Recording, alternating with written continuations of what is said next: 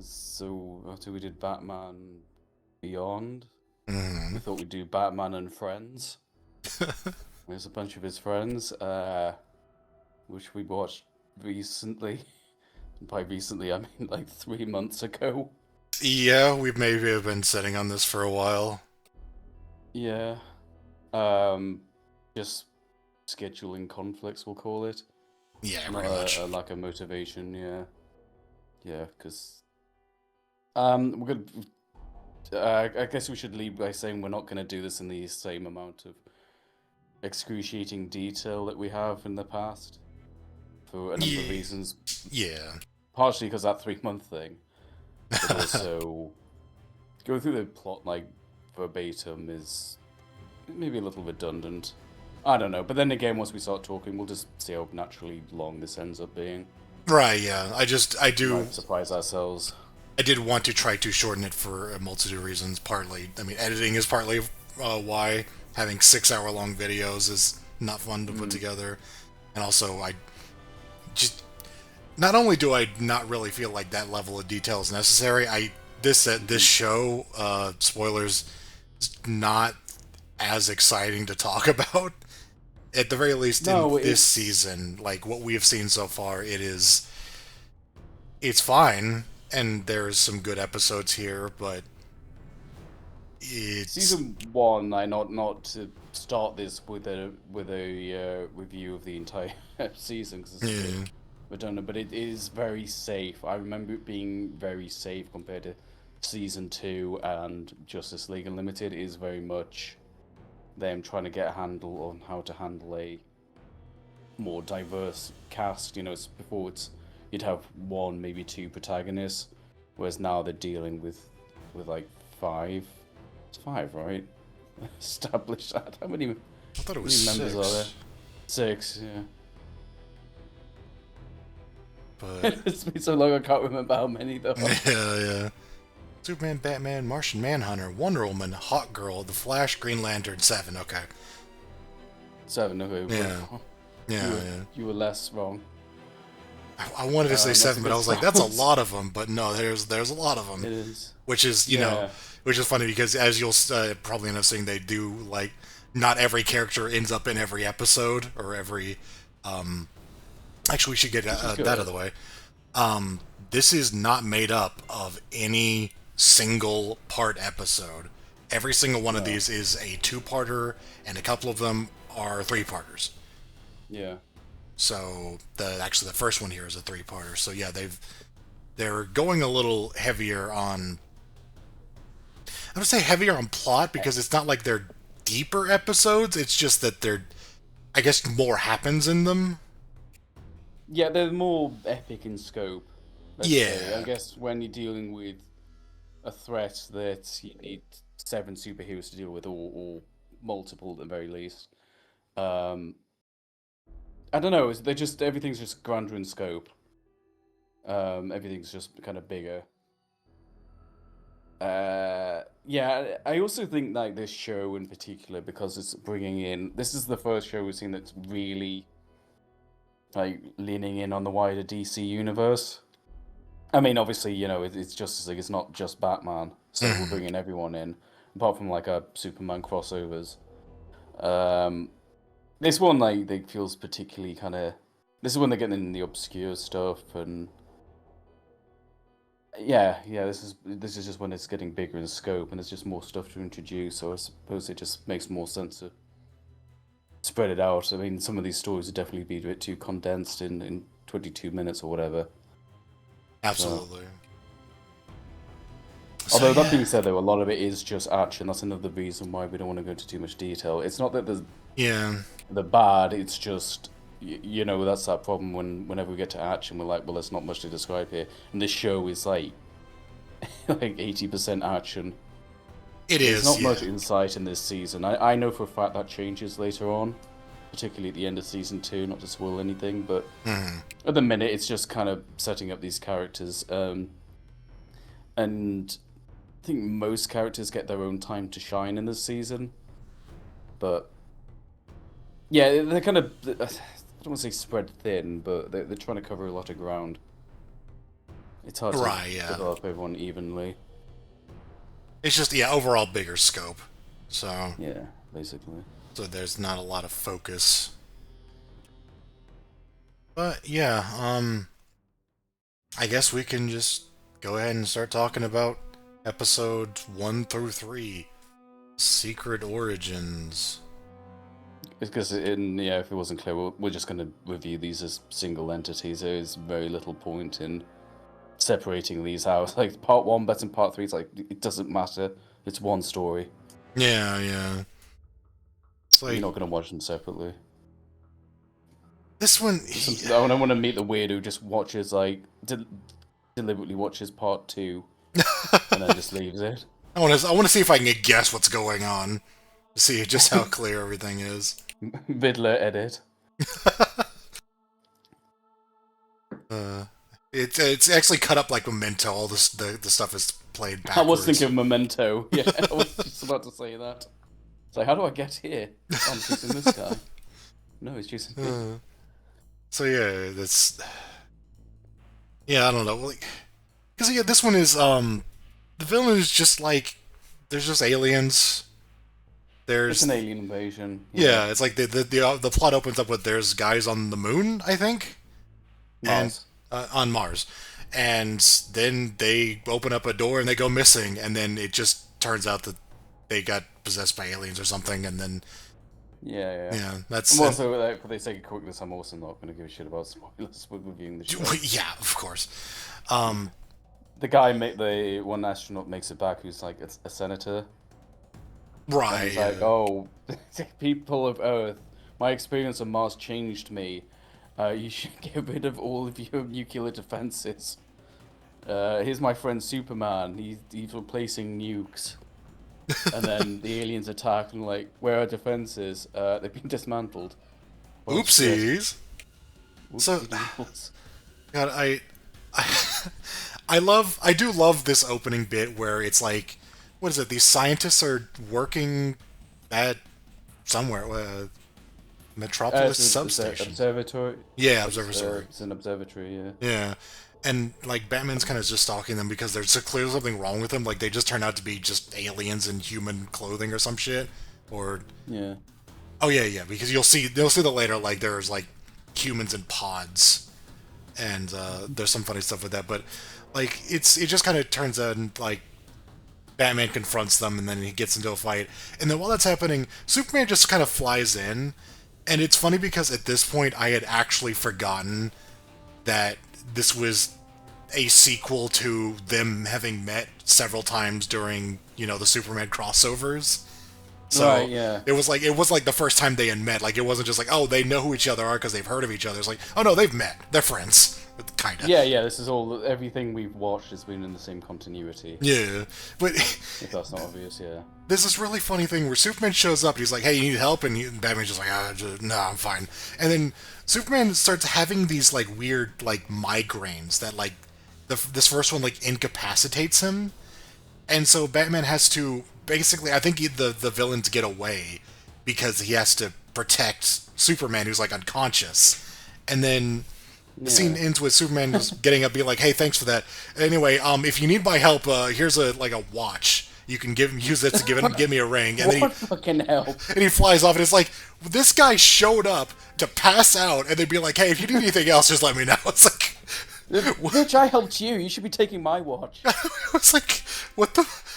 Very, very weird. It's like, so. Help the day. You didn't do anything. He just vanishes. But yeah, so what is it like?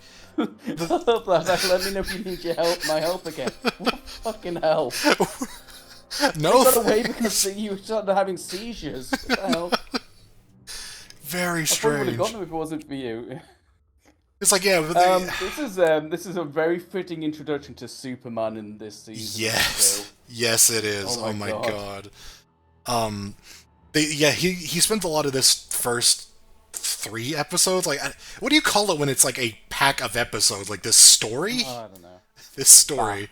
Yeah, this plot is he spends a lot of this like the first like quarter or whatever, like having these migraines whenever he's doing something, and then it turns out it's Martian Manhunter John Jones in like a facility somewhere, and Yeah, he's trying to like reach he was out just, to him. yeah, he's like trying to reach out to him, and he so eventually he figures that out. It's like, okay, so it's just that guy's trying to get in contact. And I remember that, like, I think that happens like shortly before, like they all just meet up somewhere. I think it's at the beginning of the second episode. It's just like, I think Superman starts breaking into a military facility at the end of the episode, at the end of part one. And Batman's like, "What the hell are you doing?" oh yeah, And it's he's like, unexplained. It's "Oh, like, I'm some like friends here." yeah, Yeah. he's just kind of doing it. It's like, what the hell? And then you figure it out. It's like, oh, okay, so it's Martian Manhunter, who, if I remember correctly, they never ever use that name. No, they It's don't. It's it's used. I won't spoil it. It's used once, and it's used. The only person who says it out loud is one of my favorite characters. But I'll say that for Justice League Unlimited. oh, Cobra. Okay. No, no, even less than that. But we'll get to it. Um. Oh, I am happy to report there's no more Cobra. I can spoil that happily. If thank you want God. a motivation to keep going, no more Cobra. For the record, for the sake of the video, like I've been listening to a lot of DC like audiobooks ever since you gave them to me like a year ago or so. Hmm. And the one I'm listening to just yesterday, I found out the main villain is Cobra, like just a guy Right. who is the origin of the Cobra villains from Batman Beyond. And I'm just like, fuck off. Why? At least you don't have to look at their stupid costumes. At least you can imagine them looking cooler. No, they describe the costumes like, oh, okay, Shit. it's like, oh, like green and gold. It's like, oh yeah, that's the thing Oh. that Xander was wearing. Yeah. Anyway, Okay. I just remember at one point, like, it's just like, oh, suddenly all the heroes meet up. They just kind of meet up in like a chasm somewhere, like, Yeah, so like Martian Manhunter's been captured by so the villains are, I think in the comics they're called like the Grey Martians or something like that. I'm sure someone will correct me in the comments, but it's like a variant of the Martians. But I think in this one they're just, what are they called? The I can't even remember. did we write down any The appearances? Imperium. Imperium, Well, yeah. that's like the lead is the Imperium, but we'll just call them the Imperium. I think in the comics they're like related to the normal Martians, the Martian Manhunter Martians, but in this show they're just a different species, and their backstory is they came to Mars and they just they took their ability to shapeshift, so the villains in this can shapeshift. That's if we haven't established that already. Right. And then they came to Earth, like a sort of like a preliminary kind of invasion with the astronaut who's impersonating the senator. He's the one who said, "Oh, disarm your nukes," and also like some of them the ones who are impersonating the military were the ones who imprisoned John Jones, who came to Earth to warn them. To warn everyone, not the bad guys. Don't bad guys. The bad guys are coming. I guess that is kind of what happened. He probably went to the military, said, there are aliens coming." He's just like, "Yeah, we're them." I was like, "Shit." Aliens, you say? You know Oh, what I mean. fuck. Yeah, yeah. But I just remember it just being like, okay, now we're all the Justice League get together. Like they just meet up. Yeah, they all just show up. It was like we have Batman, Superman, John Jones, and then just like Green Lantern, Flash, Wonder Woman, Hawk Girl. They just converge in this one location all of a sudden. It's like, okay, we're together now. What do you need? Yeah, they don't really get. So Batman, Superman, they're the only two who don't need an introduction at all. Manhunter like gets a decent introduction because he's related to the invaders. But then everyone else they just show up. Yeah, They yeah. just kind of start being the only ones who like kind of established is Green Lantern and not John Stewart, but the concept of Green Lanterns appeared in Superman. I think it was Kyle Rayner, so it's not completely foreign. Right, right. Wonder Woman gets like a little bit of a, you see her leaving the island, but that's about it. Everyone else just shows up. And it's interesting because they kind of dole out these backstories going forwards. They don't squeeze them all into the secret origins. they don't squeeze them all into this debut pilot episode. Everyone kind of gets. Yeah, it's interesting. There's like a Wonder Woman episode later on. Green Lantern gets a time to shine. We spend some time with the Flash, so it's an interesting choice to do. And I think it was the right one to do. Although it is a little abrupt how everyone just starts showing up here. Yeah, like it isn't just thing It like. just reminds you there are more superheroes in this world. You know, like, oh, Yeah. right, yeah. I feel like it might have been better if they had like just gone like kind of in median res, where it's just like, oh, they already are together, and then you learn like backstories along the way. But this is fine, I guess. It's not like it's like they already existed, and so they probably are aware of each other. So them just meeting together is just like, yeah, why didn't we think of this before? Yeah, I wasn't sure. Oh, Flash was in an episode of Superman as well, I should say. Right? Yeah, that's relevant for much later on, in a really terrible way. So, the justification for them all appearing at the same time, I'll give the show this, it is not completely random. Manhunter apparently did a mental call for all of them, so yeah, one line of dialogue to. yeah, sure. Yeah, sure. It's all good. And I don't remember there being too much else to say about this other than it's just a lot of like they like split up and try to infiltrate the like these like they big like drills like they're like oil rigs or it's of course they look very suggestive. Very phallic. Yeah, but and it's what was it like they're just trying to pollute the earth, like they're just purposely just wrecking it. No, they're fucking the earth to death. I Yeah. don't know. No, Yeah. I think they're doing like a Matrix thing where that's not a good word to use, but you know, the Matrix, like in the real world, they blot out the sun. I think that's what they're doing. So Right, they're yeah. extracting something. The big, I don't know if I want to call it a twist, but the invaders, they don't like the sun. So they're trying to blot out the sun, I think. Oh, right. How they're That's defeated. Yeah. yeah, that's right. And So, there's not much else to say about it other than it's just Batman dies. yeah, Superman and some other lady that he was with go missing at some point.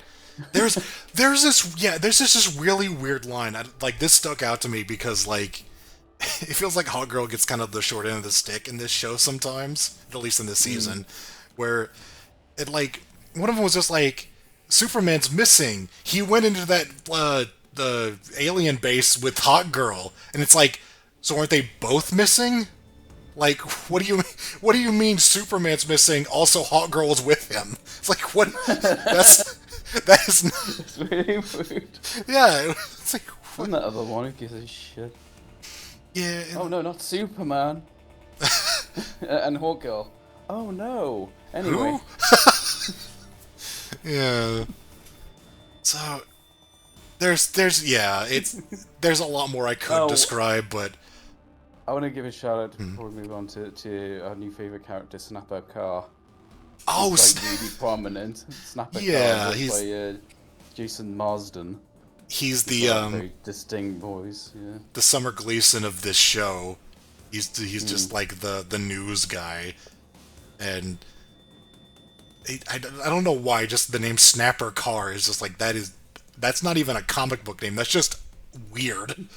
Like wait, You never met a snapper? I went to school with like 3 snappers. right.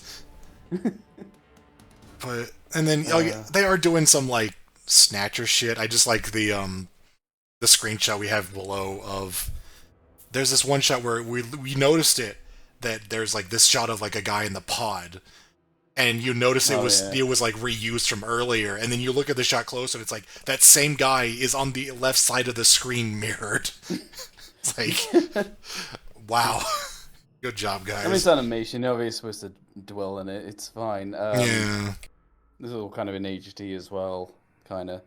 Right. So yeah, just really dislike this one guy with the, I don't know. Yeah, I don't know.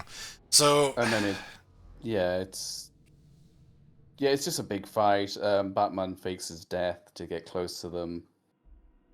yeah. John defeats them. it's a lot of Yeah, action. This show's a lot of action. yeah. There's nothing really profound here. That's a 3-part episode, and I genuinely don't have anything else to say about it other than more general commentary, like Superman's appearance in this show is also Yeah, weird. he's got these like bags under his eyes. I think Like, he looks a bit old. I think they kind of did that in Beyond too, but it's definitely weird here. Like, Well, don't get attached to them because they're going away. it, They get rid of them. good because it just looks weird. He looks tired all the time. It's very I mean, strange. should we say it? Should we say it now about his role in this season, particularly? Yeah, go ahead. We might as well. Superman is a massive jobber. Like every single action scene starts with Superman. If he's around, will be him rushing in and then getting defeated, like getting knocked down. I've gotten so used to, and oh yeah, he's got a new voice actor now.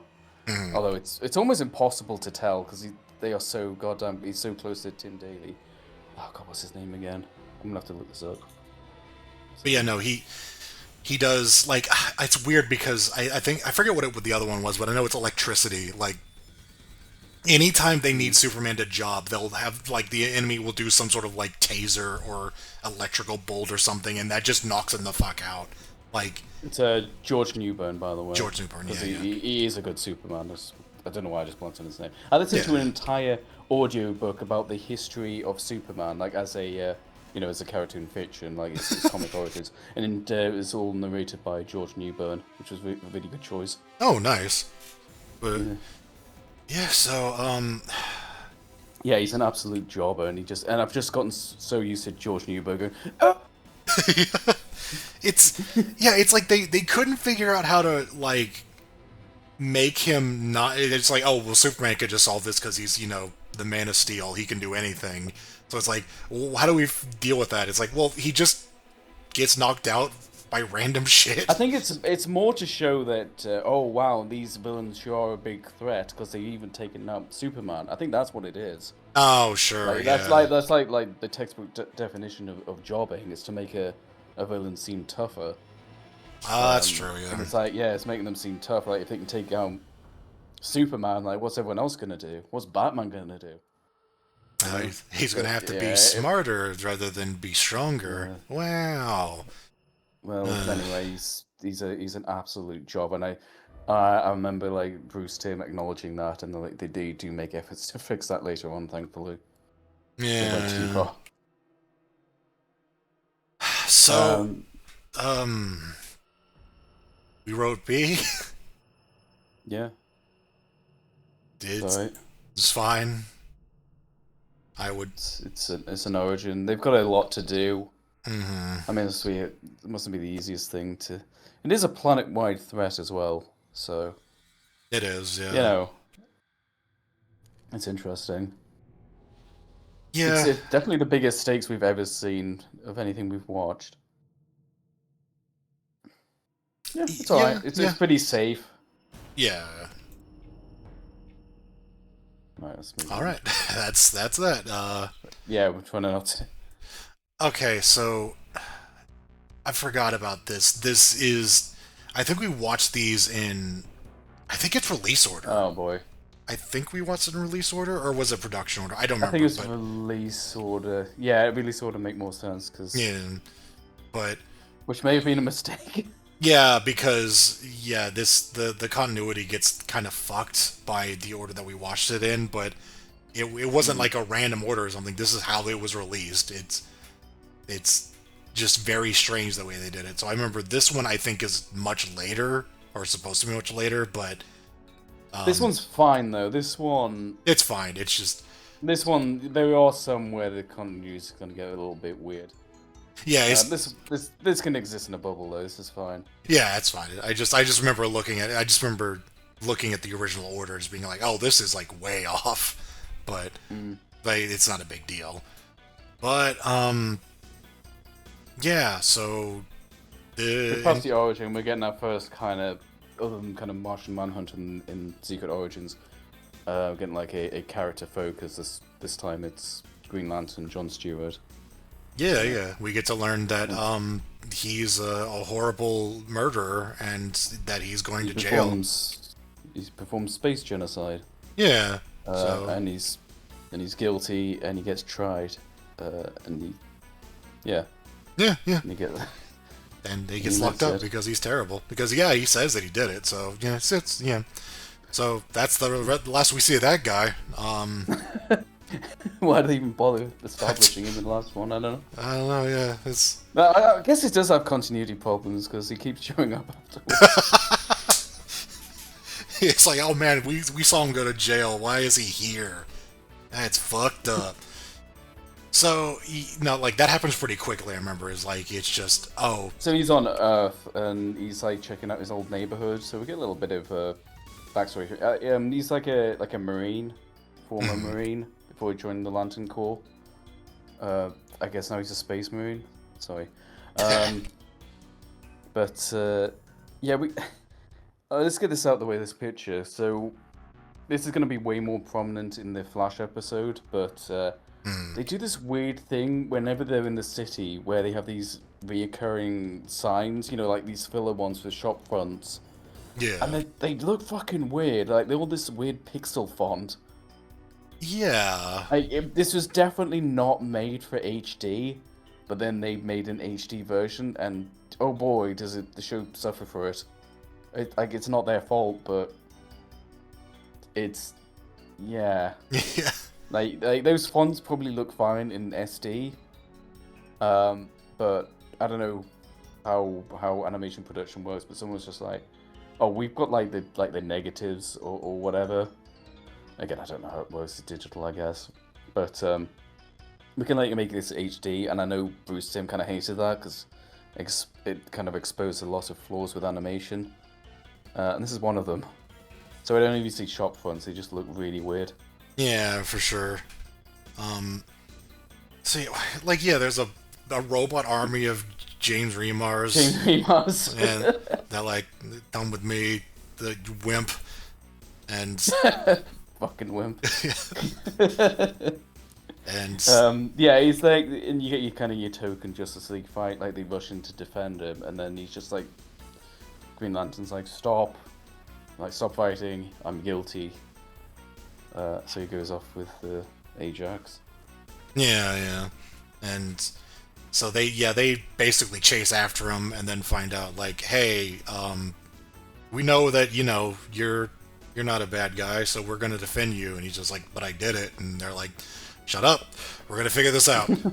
And I guess this is our first episode of anything we've watched, which is like predominant. It really leans in on the kind of the outer space DC stuff. Like the last episode went to Mars, but that felt relatively kind of. That still felt like a novelty, like they're alien invaders. Where this is just like they're just alien civilizations, whatever. Yeah. I guess Superman kind of does that a bit as well. In fact, because Superman we've done like Apocalypse and everything, but we didn't watch those. For us, I guess it's only now we're seeing, like the full Green Lantern Corps, and I don't even think this place gets a name, but yeah, but it's just aliens, just commonplace now. Like, who cares? Right. Yeah. There's Flash is like the distraction lawyer. Like he gets. Oh, I forgot about that. He puts himself as the lawyer. I remember there's another fucking Johnny Cochran reference. I don't know why. I guess that was. I do like the line, you want the world's fastest guy to slow things down. Right. Like it's, and so what is it like? They find out like there is a pirate or something, like just like a space thief or something. Another character voiced by was it Dr. March from On the Wings? Yeah. Like there was just some sort of thing where Green Lantern's fighting the guy. Like they go to a flashback to tell what happens. Green Lantern's fighting the guy or like trying to subdue him, and so it was like a blast, like a lantern energy blast or something, gets redirected into like a volcanic planet or something like that. Like a rift or something. Yeah, and it just fucking blows the entire thing up. And if it's that easy to blow up the planet, maybe they deserve to die. It's like, how have they lasted this long? Like, yeah. But Yeah, no, that's the thing is like he thought that he had blown up an entire planet with like civilizations on it. They mentioned like, oh, there were so many people there that were just suddenly all their lives are just ended suddenly by this callous Green Lantern, and the other lanterns are there and they're just like, yeah, that asshole, and then Yeah, Hawkgirl, they disown him. They yeah, disown John, and then the whole girl's like, "Hey, you guys are assholes. You're turning your back on your friend and colleague." And they're like, "Yeah, he's a disgrace." And then she just beats the shit out of all of them, apart from Kilowog, who's just like, "Yeah, he's like the big, I can say dumb one, but brutish one, he's doing like the brutish one. I think that's fairer." yeah, And just like, you know what, she's right, and so they feel guilty and they go to defend him ultimately. Well, yeah, he does at least. right, But basically, the kind of the debate of the prosecutor is like, should you? They basically have the Green Lantern rings, and they, is that too much power? Who gives them the right to police the universe? And like, who gave you the right? And then out come the what are they? The Guardians, the founders of the Green Lantern, call these uh, little alien dudes. I don't know how else to describe them. I think they're called Owens. I heard an Yeah, entire from an entire audiobook about them, so yeah.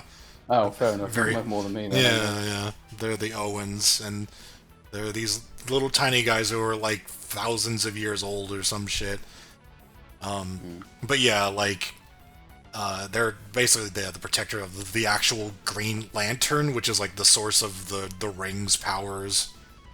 And yeah, he basically gets like found guilty, and then I think there's just some fighting and stuff, and ultimately what just comes out of it is just like the fucking Well, robots. Superman and they're on a side quest. To find Oh out what yeah, happened. And they find this holographic projector to basically just projected the illusion of the planet being destroyed. It's a good moment when they're like, "Oh, why isn't the orbit? Why is this like meteor or whatever? Like, why is this moon orbiting something that doesn't exist anymore? oh It's right, just hidden." Yeah. So the plot is they paid Dr. March to do this. So the idea was Stuart gets put on trial, and that coaxed the Guardians out from their home world to partake in this. And it was all schemed by James Remar, the army of James Remar robots, who were the original Guardians. They made the Guardians made these robots. Confusingly, they're called the Manhunters. oh But they kind of have right. no relation with Martian Manhunters. Maybe that's why they held off calling him Martian Manhunter because of James Remar. I don't know. But they Damn you, they James made these Remar. robots. Yeah, they made these robots, and they kind of sucked. So they just kind of became kind of a general police force while the Green Lanterns replace them, and I guess they're mad about that. So they want to kill the Guardians, or rather, they want to take the Green Lantern source from themselves. So they did this scheme to they paid Dr. March to do this to lure them away from Oa, or so is it Oa or whatever? Yeah, yeah. Wherever the big lantern Wherever is, the lantern is, yeah. So and then and then the second half of the second episode is just combat. Like it's just a big war. yeah, it's war. Yeah, on or whatever. Big fight, yeah. Yeah, and then bad. I don't remember much about it other than it ends I guess with it's not. I guess it's not Oa though, because they lure them away from Oa.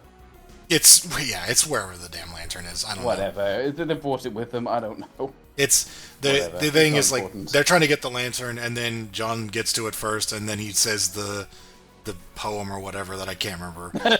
The oath. Yeah, the oath. Yeah, the little story. I don't know. Blackest day, darkest nights. Yeah. I'm gonna kick your ass in this fight. This ass whooping's not gonna be very light. Anyway, so yeah, that's it. Yeah, He beats James Remar. Yeah, he gets the lantern and then he uses his power to destroy them, and I remember that is basically it. Mm-hmm. Um, It's alright.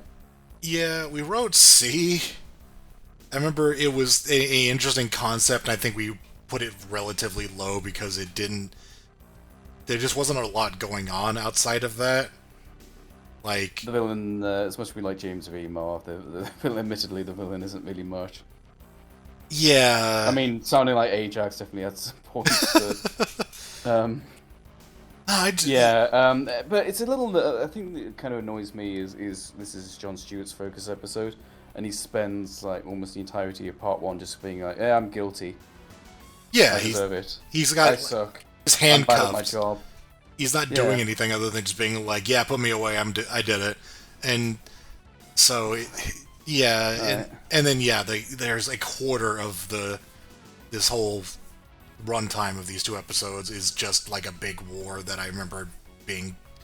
It's just more Right. combat, and it's. I know this is going to come up a lot, but it does just have to be. I just have to say it like it's whatever. It's fighting. I don't Yeah, really care. yeah, yeah. So It's a big scale as well. it is, yeah. Oh, we put a surprise Superman because I was like convinced that Superman doesn't show up in this episode, and then he just randomly shows up. Oh yeah. Oh, because I think this is the one where at the early part it was just like, oh well, Batman is doing such and such, and Superman's doing such and such, and we're like, okay, they're not gonna show up in this episode, and then surprise, he's there. Yeah, So it was just silly. yeah, it's fine. It's fine, I guess. It's just whatever. It's fine. I don't know. Anyway, Anyway, next one. the enemy below So this is episodes. the first one that introduces a kind of a DC hero, but that isn't actually part of the Justice League. That's right. Uh, This is the Riddler. I don't know. It's Aquaman. Water Whitmidler. What? Mr. Water. He's Yeah. There's probably is a villain called Mr. Water. I literally just learned that Mr. Toad from The Wind in the Willows is apparently a Batman villain, so I don't think anything's off the table. uh so oh god, I don't remember. There's a submarine, a nuclear submarine that gets taken down, the USS Defiant. Hmm. Um, it goes down, and like the Justice League go to investigate. Aquaman's there, and of course there's your kind of your token fight. Like when you can have a fight, there will be a fight. Like Uh-huh. it's kind of funny. Just it's just when like the action scene starts, it's like, yep, you know, Yeah, yeah. there's a misunderstanding or whatever.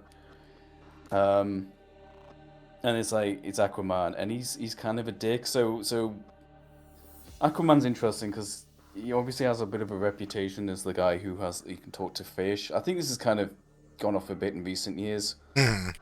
but you know, in like pop culture, he's like, oh, he's a goofy idiot who talks to fish. So then there's in like the comics, they did like a 180 and they tried to make him like badass, and to the point where they almost went a little too far, in my opinion. Right, Where yeah. he's like the ultimate badass. He's like grizzled and he's like gruff. He's like you know they went too far in the opposite direction. I mean he's fine here, but you can definitely just a little try hardy, slightly Is with the remind me, way he speaks and his beard. is this his first appearance in the animated universe here? No, He was in a Superman episode, no, right? yeah, and that was using his old design with like the orange top. Right. I think he was beardless, so. But I guess it's the same guy. I mean, I'd have to see them side by side. I guess you can justify it by him just growing a beard, I suppose. Yeah, he just stopped But shaving, and it's like, all right, now I'm gruff yeah, and badass, but I and feel like his face is different. But anyway, I guess I think it's implied that yes, Superman knows who he is, so we save a lot of time. Like, what's this? You know, what's this Atlantis? That's just a myth. You know, blah blah blah. Like, I think it's could be wrong, but I'm pretty sure it's established. Like we already know Atlantis is a thing, and I think the thing with him is he's supposed to be the king of Atlantis, and like you can't just attack, you know, you can't just attack other nations, militaries. And Hmm. it's just like, oh, trespassing, and just like, no, you can't do that. And then, oh, the surface dwellers are encroaching on Atlantis, and like, well, if you're so fucking proud and everything, why don't you go to the UN and make yourself like an actual recognized country? And it's like, all right, I guess I'll do that. So he just literally walks to the UN. Yeah. There's a bit where he just kind of walks out the sea that kind of reminds me of that scene from X-Men with the senator. Oh, right. He's Yeah. just kind of looking back at him like, what the hell?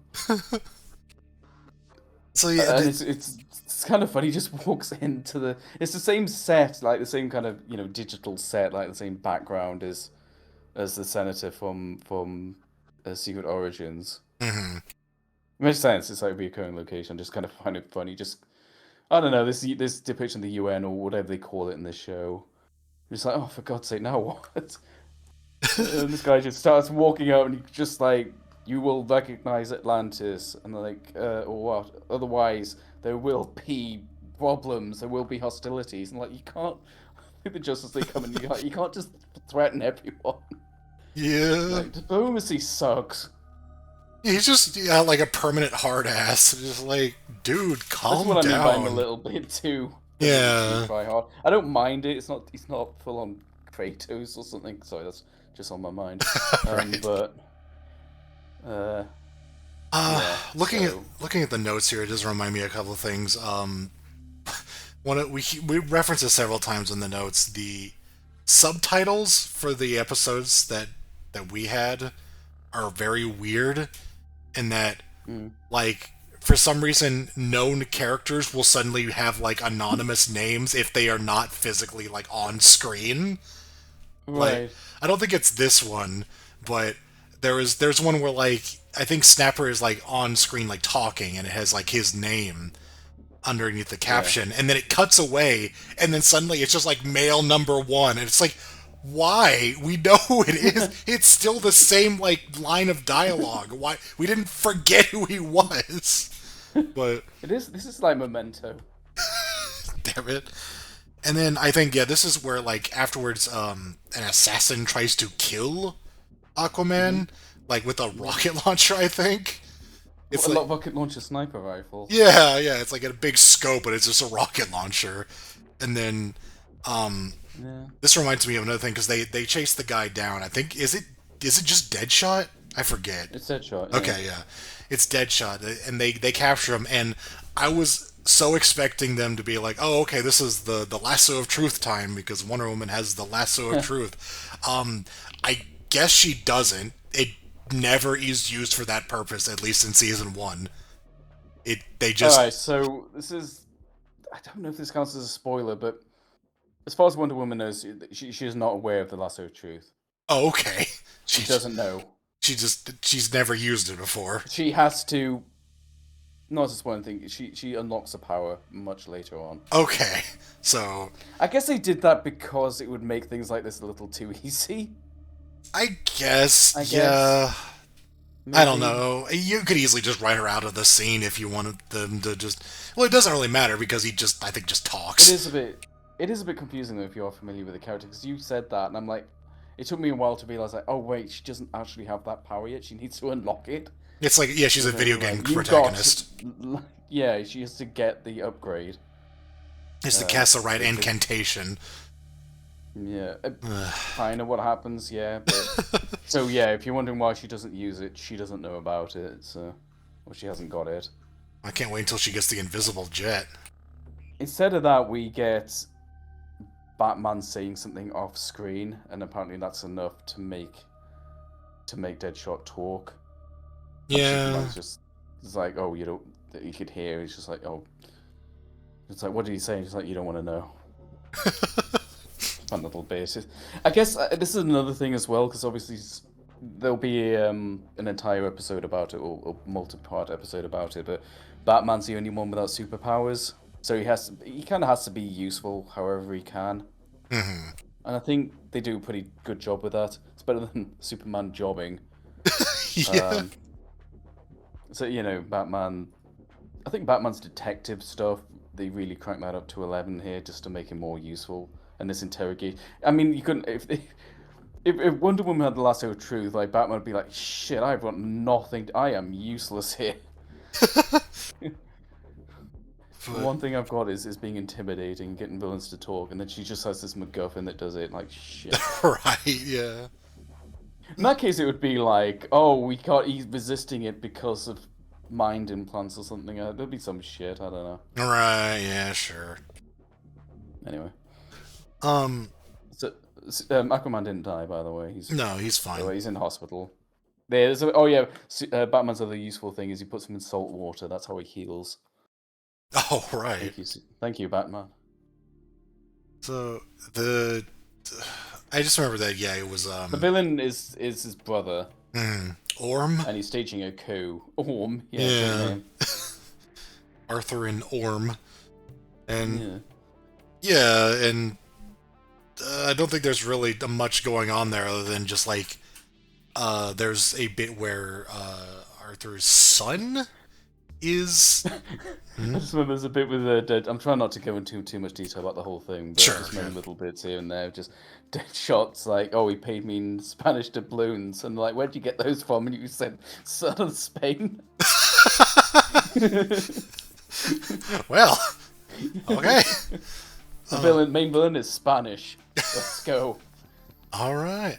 So, But yeah, it's Orm. yeah, and like, there's stuff with like his wife, and the main thing is that like his son, like his infinite son, is Say infant or it's like infinite? I stumbled. Infant son, his endless son is what at one point I just remember that Orm ties him and the child to like a rock and like This underwater. is the highlight of the multi-parter, by the way. Yeah, yeah. This is definitely the best scene. This scene is amazing. Like, so they're on this big rock underwater that's like falling into a chasm, and Lava. oh yeah, there's lava across the bottom, and it doesn't show it too explicitly, but Arthur cuts off his own fucking hand to escape and save his son and himself. And Yeah, so it's really cool. yeah, it's badass. Like Yeah, and these showrunners do such a good job at sort of skirting the line of censorship. Because when he shows up again, you just sort of he wraps it in a red cloth, and you're like, oh god, it's blood. But it's like, no, it's just a red cloth. But you're like, they wanted you to think it was blood for a second. Yeah, right, yeah. it's really good. Yeah. And You see him like trying everything. I want to dwell on this moment just a little bit because it's the best part. Him trying to like use whatever he can to break through the chain, and he's just looking at his son who's crying, and then you just he sort of pieces it together, and you're like, well, I've only got one option here. Yeah, it's very good. I don't want to undersell it. I'm also remembering He's got no hand now. yeah, he replaced it with a hook, which is it's cool. It helps with them going overboard and trying to make him like a hard ass. So That one's that's justified. That one is Justice League defied. There's also the was it Orm that had some of the jail members like in it's like a big room, like they're just chained up, and it's like here's our execution room, and it's just like it's a room in Atlantis that fills with water. It's like it's not very useful for anybody who lives in Atlantis, but I guess it's specifically for surface worlds because fuck them in particular. I guess. There's a bit of there's a bit of discrimination against the surface dwellers, but it's like a big washing machine. Just like it's just I don't know. It's not as funny as like laundry normally, but you can kill people with it as well. It's their execution room, but it's very specific. Like, if we wanted to actually murder any of our kind, we'd be kind of fucked. We don't really know what to do with that one. But yeah. And then, unfortunately, after that really cool scene, the rest of the episode is nowhere near as interesting. It is just he got the nuclear material from the sub. That was the mystery, by the way. there's a lot of Jon Stewart like being distrustful of Aquaman. And he's like, you stole that nuclear material. He's like, no, I didn't. And then you find it was Orm, and he's using that to, I don't know, like nuke the polar ice caps to flood the Earth. You know, Right. get rid of. It can't be surface dwellers if there's no surface, I guess. So Yeah. Mass Global War, it's nowhere near as interesting. Yeah. Like, There's. again, it's not bad, but Yeah. especially after that scene, it feels very kind of, yeah, let's go get the bad guy. Yeah. We have our final confrontation, which is just meh, and then the end. But so we wrote low B. One was. Oh, it's sort of like on the lower end, but it does have a really, really good scene and some decent moments in it that elevated a bit. So, Yeah, but with Deadshot was alright. yeah, and Aquaman's badass escape. I gotta hand it to that him. honestly pushed it up a whole tier. Honestly, Yeah. I mean, okay, it's not that good, but it was definitely, it was good. No, yeah, it was entertaining. I appreciated it. It wasn't like Mr. Freeze and like his death in Batman Beyond good, but it was cool. Yeah. Yeah. All right. So, with that we go. I'm looking at this. I'm like, oh right, this is the Flash episode. It's like, no, this is the Wonder Woman episode. He was just a highlight a couple of times. Yeah. Oh yeah. Because he's in two of the shots we have in our reasons. notes. I mean, one of them was just like the subtitle like screwing up. You're a toast. It's him putting his bread in the toaster. Okay, so Paradise Lost. We've cropped it out, but he is using his power to fire bread into the toaster. Yes. Paradise Lost. This is the Wonder Woman centric episode, because it's related to Themyscira. Yeah. Yeah. Oh, and the villain is Felix Faust, who was a guy I recognize purely from being the villain in one of those audiobooks. Yeah, he's... What was it? It's like she just goes home, I think? Like, she's just like, I miss home, and then she just goes back. Yeah, we didn't mention this before, but like, she just kind of... She said, oh, the Earth was being invaded in Secret Origins. She's like, we should help them, and Mother's just like, man's world can defend itself, we don't get involved. And she just goes, and then she basically just sneaks out. She just grabs the armor, the lasso of nondescript powers, and then just leaves. So she sneaks off the island, and then she has to like go. She's like, shit, I better go back. Of course, the fan caps site is now saying this is now a different episode because order shenanigans. That's great. Yep. The next produced episode is one that would make a lot more sense, but never mind. So she saves a girl, and she's just kind of reminded of home. She sees like the girl reunites with her mother, and it kind of makes her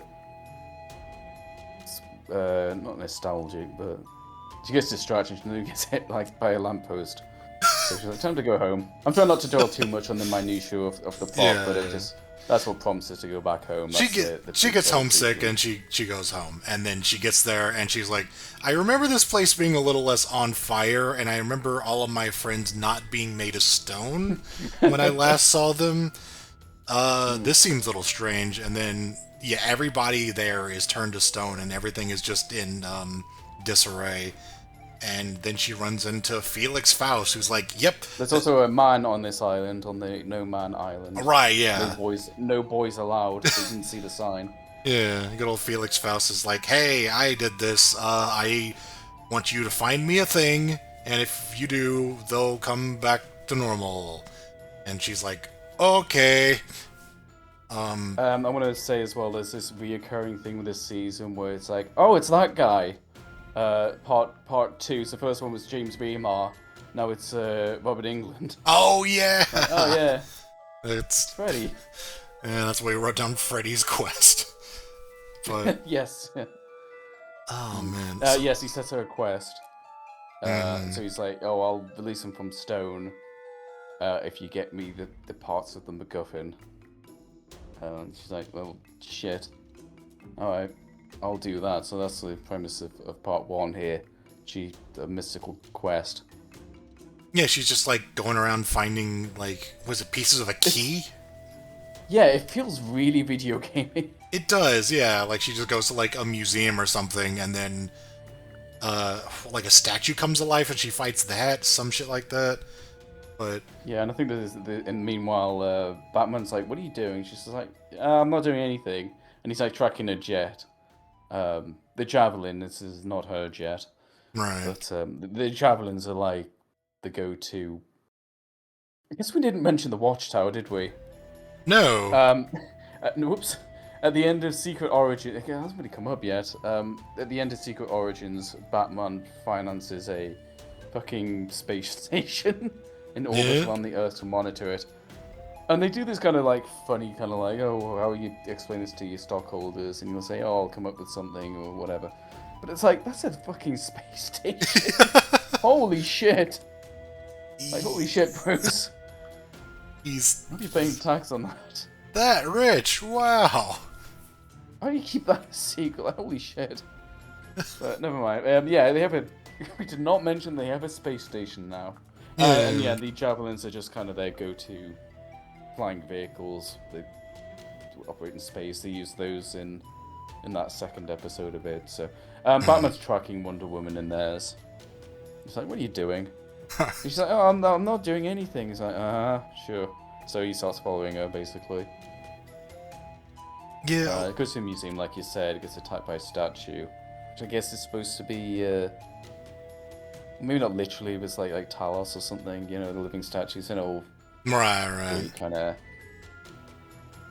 It's probably not literally Talos, but you know, it's this familiar Greek mythology thing. I just remember like they just all, I think they all just get involved at some point. They're all just like, "What are you doing?" And she's like, "Well, I gotta save. Taken into museums, leave me alone. I gotta save my family." And they're like, "Okay." And so they kind of all right, 10. yeah. No, but I do remember they're pretty quick to be like, "Yeah, okay, we'll help you out. That sounds good." Yeah. And But then Batman's also just like a side thing. It's like, I'm a little like, I don't really just want to help, though. I'm gonna dig some stuff up about this Felix Faust guy. So Batman does his own side quest. It's a side quest for the side quest. right, yeah.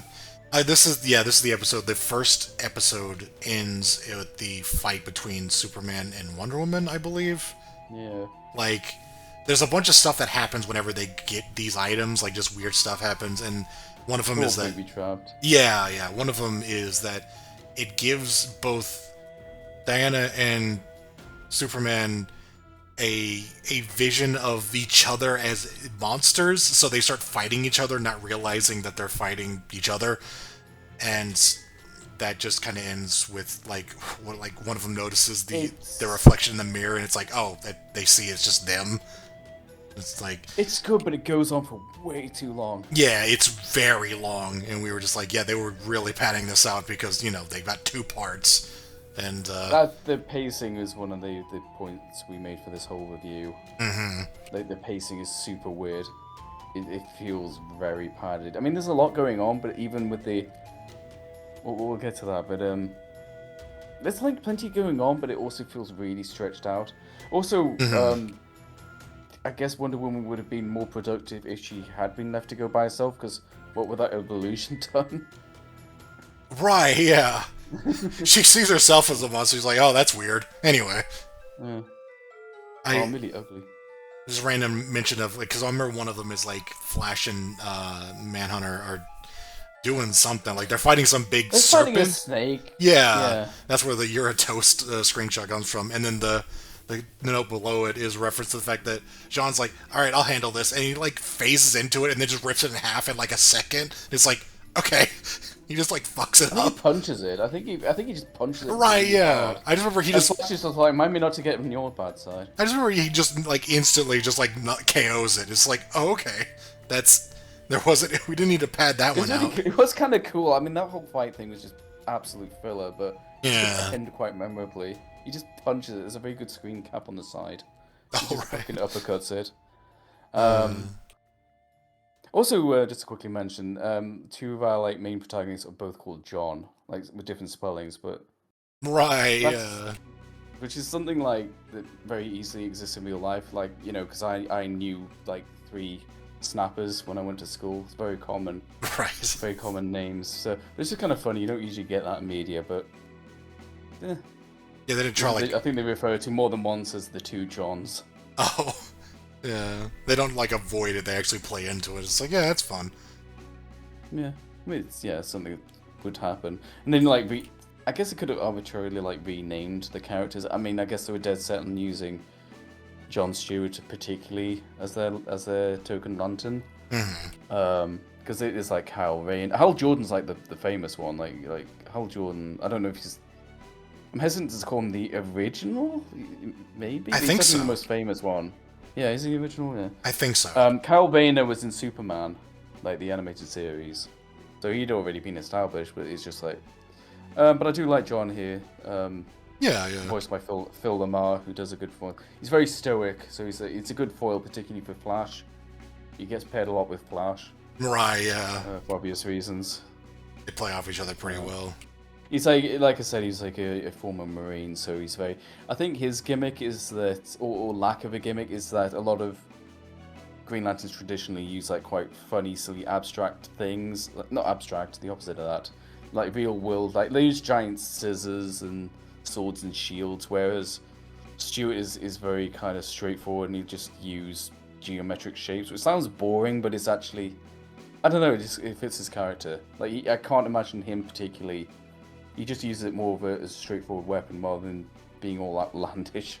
Yeah, I think the like Lantern's weapon is very interesting because of that. Like, a lot of what they use it for, like their personality comes out through that, and I find that very intriguing. Yeah. I genuinely, because of, again, this is the late of the audiobooks, I really like the way Kyle Rayner uses it because he is very artistic because he's an artist, so he does very creative things with it, but like he's very much like overactive imagination sort of thing. It's fun. But yeah, no, I like that they all have their unique takes on that, so that's fun. Yeah. The episode back to this. Yeah, it's like they get the thing together and I don't know, something, and then they investigate Felix Faust's apartment. Mm-hmm. And there's a good bit where like Flash is touching everything, and he tells Flash off, but then turns out everyone else, Manhunter, Wonder Woman, and Superman are all also holding things, and just immediately put it down when Batman says, "Put that down." Like you kind of expect him to tell Flash off like that, but they're all touching things like shit. Right? Yeah. So. And he was like a professor or something. He got expelled for being weird, I guess. Yeah. And then they give him this big key, and you kind of expect them to be like, "Oh, we came up with an idea so that we could trick him," but no, they just straight up give him the key, and the key is the key is a portal to something, Hades. Yeah, they call it Tartarus in this. I think it's just to avoid confusion because Hades appears in this as the god. Right. So we don't necessarily want to call the place Hades, you know? Sure. But yeah, so, it's Tartarus is the underworld. Right. And then they give him the key, and you're just like, it's sort of like, oh, good, you gave him the fake one. It's like, no, that was the actual key. Like, wait, what? Why did you? I mean, why did you even take it to him if you're gonna plan on, like, not betraying, but like, you know, you weren't gonna go through the plans? Why even bring the key anywhere near the island? Yeah. No, he gets it and he gets away. I'm gonna highlight that note in particular, the screenshot of. There is a moment that is about like 5-7 frames long, where Flash is dashing towards the camera, and then it literally turns into a shot from Superman the Animated Series, where he's in a completely different location. Yeah, there's he's in the middle of a temple, and then here he is. And the art style's completely different. Yeah, this shot, like this is supposed to be Themyscira, and there's fucking machines back there. Like this is clearly a lab of some sort. Like I don't know what the original context is, but like not only does it not look like the same style, but it doesn't look like the same place at all. There's a wooden. I will say in its defense, I distinctly remember watching this episode on like standard definition TV back in the day, and I don't think I ever noticed that. So I think they got away with it. But how much money did that save them? Right, yeah, because Like, it's I can't such even imagine. it is such a brief moment. It is not even a second long, and it's just like why? Like why did you need to show like Fraction of a second. yeah, like you couldn't have filled any, like just space out some other bits just like a fraction of a second more. I don't know. It was very strange. I But mean, they got away with it because it's only now watching it in HD Yeah. I noticed. But it was super distracting. We both were just like, "Hey, hold on a second. What the fuck was that?" That was weird. And then you went back. It's like, when you see something like that, it's Greek magic. I don't know. yeah. But and it's weird because like I don't recall that being much of a problem in the rest of the show. It was very strange that suddenly in this one they're like, "Oh, we need to make a shortcut for a brief second." Like, why? They do it all the time, but it's usually like a shot of an explosion or something. Oh, sure, yeah. It's not yeah. limited. It's not limited to animation either. I know for a fact, like Star Trek, like live action Star Trek, we'll do that with like ship explosions. Like we need a shot of the Enterprise exploding. There was a movie where that happened. We'll just reuse that. Oh, sure, yeah. Which is fine, but this the animation style's different. This live action does not shift art style. Anyway. Yeah, no, that was just very distracting. But so yeah, he's just like, "Oh, I'm this key opens a portal, and it's a portal to Tartarus, and it releases Hades." And Hades is like, "I'm Hades, I'm evil. Die." And then they all fight a bunch of zombies, which was so this is like the weirdest thing about this two-parter. This part 2 here is all finale. yeah, This yeah. whole like I would say about 70% of this episode, is giving a bookend for the very start with Faust, and there's a longish ending, but this middle bit, it's like 70% it just feels like the finale. Yeah, it's just a big ass fight between Hades and the Justice League. He betrays Felix and then kills him. Felix tries to get revenge before dying. I will say of all the action scenes, I would say the fight with the zombies is I particularly like. I don't know why. There's some cool stuff they do with them. Like, you can get them cut in half and stuff like that. And They have a just lot the of sheer fun. numbers of them. Yeah. Remember, Sean wins by doing nothing, where he just becomes what does he do? Where you phase through him. Phases. So the zombies all attack him, and they all just attack each other as a result. They just have some fun good. stuff like that. Yeah. Yeah. And then It's probably like being able to do dismemberments and things like that. yeah. What is? And then I don't remember anything exciting about the ending other than Yeah, so yeah, Felix. Yeah, Hades says to Felix, he says, "Oh, you're gonna give me eternal knowledge," and Hades is like, "Well, all mankind will ever know is death." And I'm like, "Well, I guess he is the Lord of the Underworld. It's like it's his specialty." And he doesn't outright kill him. He just ages him. yeah. He becomes really decrepit, and you think that's him out of it, but then later on, Faust manages to summon up a mystical ball and shoots him, and then Hades reveals his true form, which is very over the top, but I kind of like it. Hades is also voiced by John Rhys-Davies, who does a very kind of Shakespearean performance, probably best known as Gimli from Lord of the Rings. Right. It's a good performance. It is. Yeah. I like it. Yeah. They definitely give these kind of mythological characters more of a kind of a theatrical beat, we'll say. Like Diana's mother is also kind of, I guess, Susan Eisenberg, I think that's her name. Yeah, she's a great Wonder Woman, by the way. I like her a lot. She's this very fine balance of sounding regal, but without being silly about it.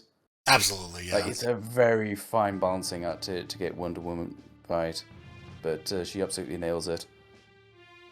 Yeah. Yeah.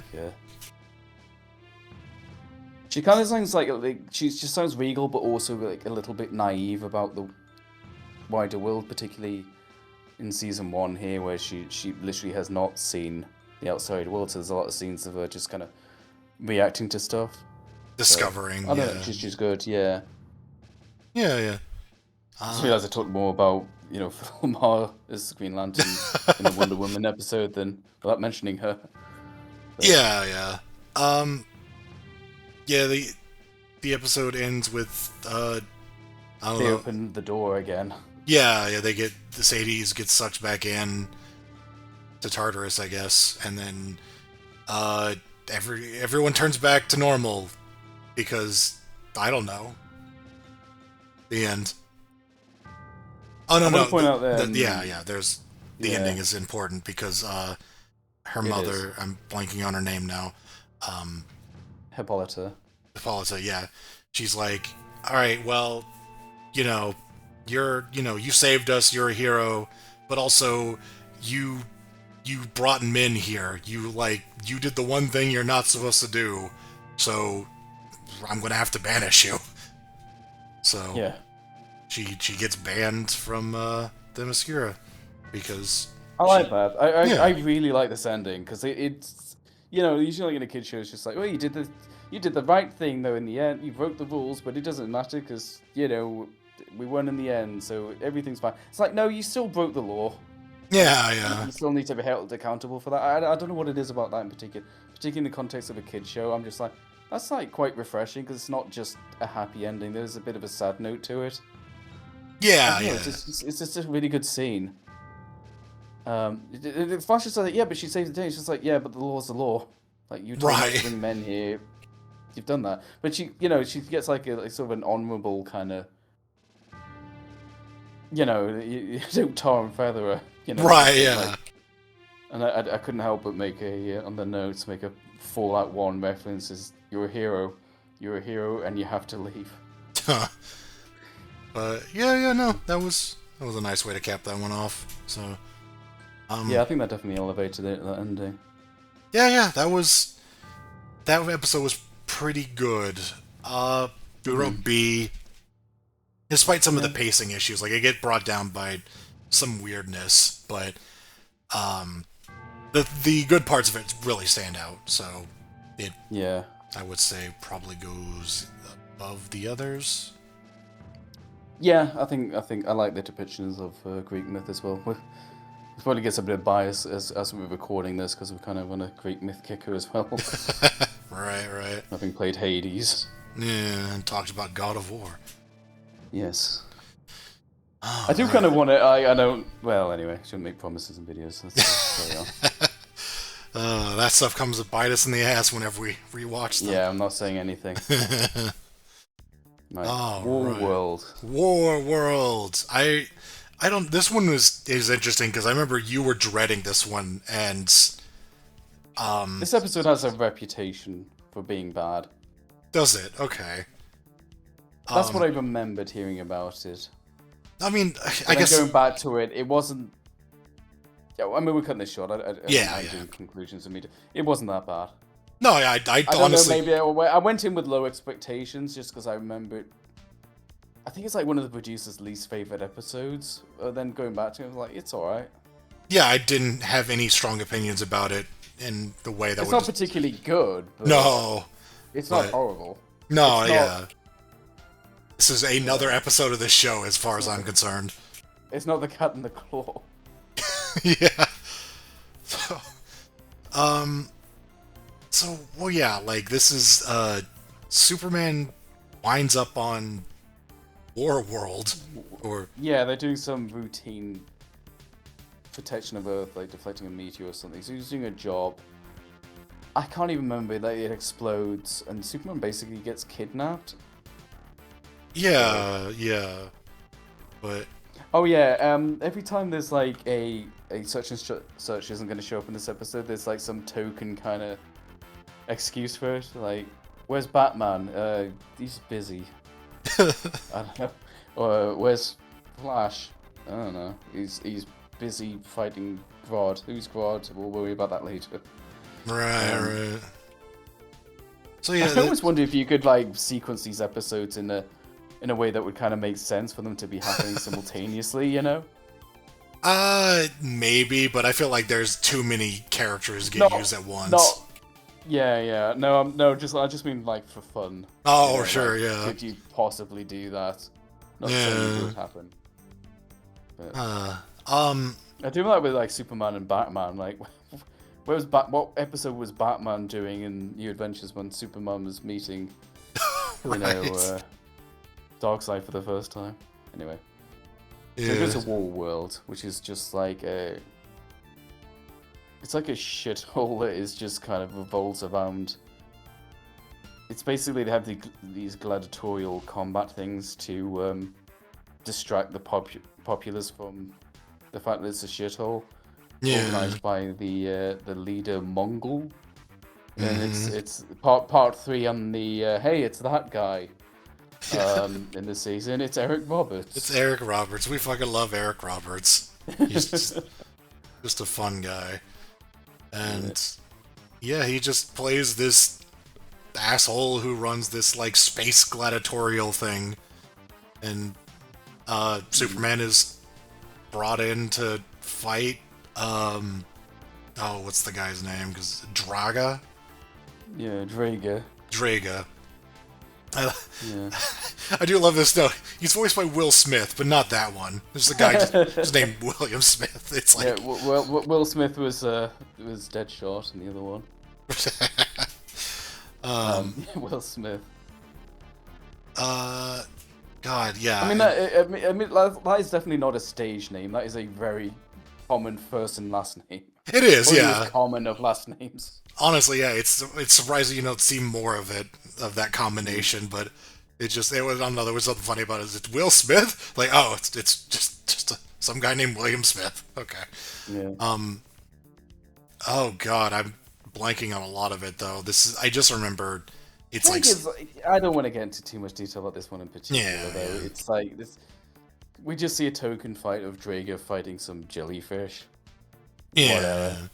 I just like what is it? Everyone likes Draga. Yay. It's like Jean goes missing. I think like he's like missing with him, and he ends up on the same place, but he's like on the outside, and he's trying to.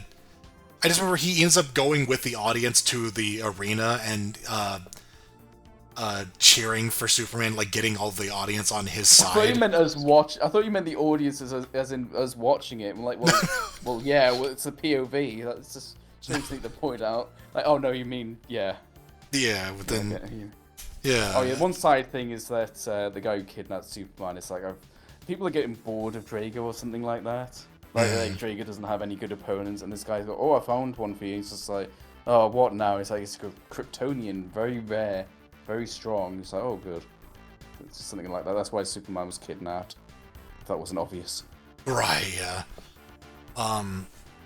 Yeah, because there's something about, like, he fights Draga and just kicks his ass, because he's Superman, and Draga is like, I gotta get my revenge on him. And, I don't know, yeah, I don't remember a whole lot. I remember... he gets a piece of hot metal, and he plants a Superman logo into his chest. He, scars himself with the Superman logo. Which I guess is what you do when you hate someone. Yeah, I want to tattoo your symbol onto me for some reason. Hold on. It'd be like you were. I mean, if I wanted to freak someone out I didn't like, I would just go up to them and be like, tattooed their face onto my chest. Like I really wanted to get under someone's skin. Like, what the fuck? Yeah. Like, psychological warfare. That would be a little... As alien culture does. That'd be a little fucked up, yeah. Yeah. I just remember there was this weird bit where Jean's like undercover, like trying to just blend in with the crowds, and everyone's going into the arena with like all these, despots or whatever. And he talks to one random lady and he's like, where are y'all going? She's like, we're going to the war world, that we're gonna watch fights, and he's just like, well, like, what do you do? Is this what you do all day? He's like, yeah, we don't have jobs, so we just go here and we watch fights. And he responds to that with something like, that sounds miserable. It's just like, it was very. I just remember the specific wording is lost on me, but I remember specifically like the way it sounded was just like, you don't have a job. That sounds awful. And it's like, what are you saying? It's more like, this. This is like a sad existence. Like, you know. I remember the wording was like really strange. It made it sound like it's like you don't work. It's like that sounds like so unfulfilling. Like it was very weird. I think I know what he means, but yeah, the phrasing of it is a bit. Yeah, I guess also this isn't Warworld. It's weird. So Warworld is a place like I think you get teleported to. Everyone goes to the stadium. You know, you want to see it live, right? So you make the trek here to then watch these people get teleported away so you can watch it on a fucking screen. Like, very strange. It's like, I mean, I guess you do see them in person, briefly. Yeah, like, what is... I guess because the war world itself is a more fantastical arena.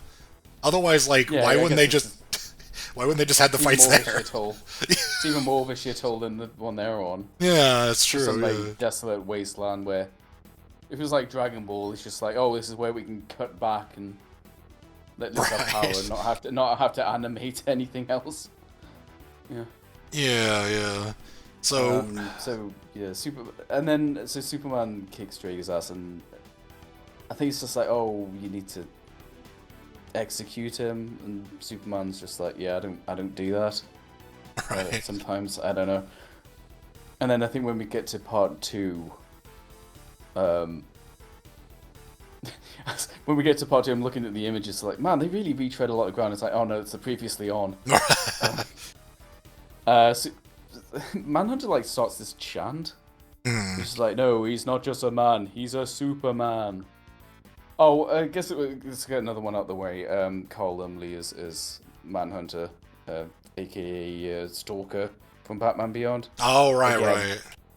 Honestly, the whole DCAU, I have not encountered a single miscast person. He is great.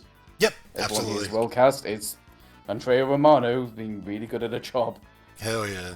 There's not a single voice that's out of place, and yeah, he's really good as a sort of like sounds slightly otherworldly. In fact, I recently saw a trailer of Carl Lumley in a movie with Mark Hamill. That put a smile on my face. Nice. Him fighting the Joker. Anyway.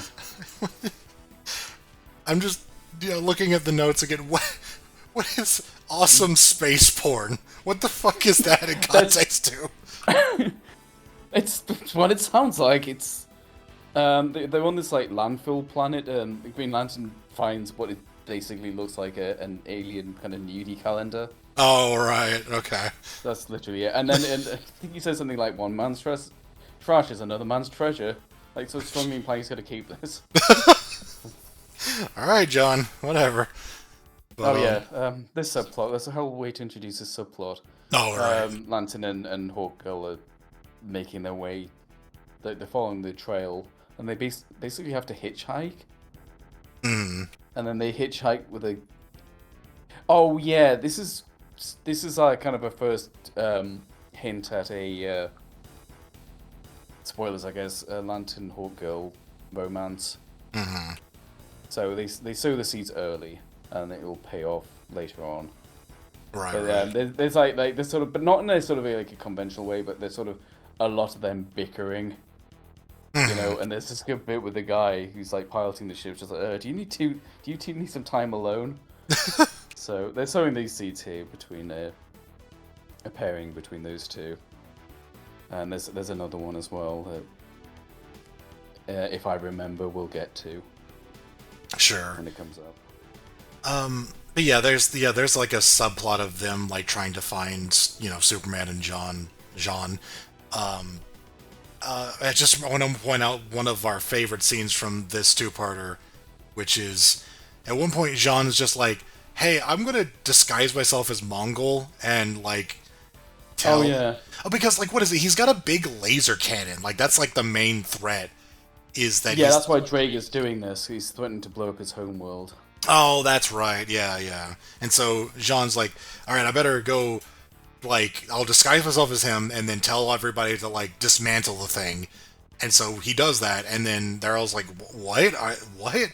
And then as they're looking for an explanation, John suddenly goes like, oh, my head, and he has a headache, and then transforms back into his normal self. That is never explained. Like, Yeah, I was waiting for the explanation for that, and it never comes. It's like, No. Oh, and then the episode ends, and I think one of us pointed out, like, they didn't answer that, did they? Like, no. No, it Oh, okay. he was randomly just like, oh, I can't keep doing Maybe this. maybe it's just a headache. Just a bad time. Just really bad Just the timing. fucking Vitus, like that was going so well, and then the Vitus just like, well, this obviously can't work. What's the explanation for it? I feel like there's like a million more clever things they could have done. Like you could have said the wrong thing. Right, yeah. I don't, something like subtle, like you know in like Inglorious Bastards where he holds up like 3 fingers, and it's like Germans hold up the other 3, like something like that. Like Mongol would have said, and get me a coffee, and like, well, wait a minute, Mongol hates coffee. You know, something like that. You know. Maybe it's But too no, he's cliche. I mean, I would say it's too cliche, but the headache. better than just shit. Just Maybe what's the Vitus was got a headache, and he accidentally wrote that down. No, I didn't. What should have write? Oh no. I I'm don't. getting a headache. Why did I write that down? Like Why did I send that off? It isn't just like he transforms back. I think he actually like falls over or something. Like he passes out or like something like that. It was just like, but it's It's like very, working too well. yeah. It was like, wait, why did like there's no way you cannot explain what happened there. Like that No. deserves an explanation. Very Good strange. screenshots here.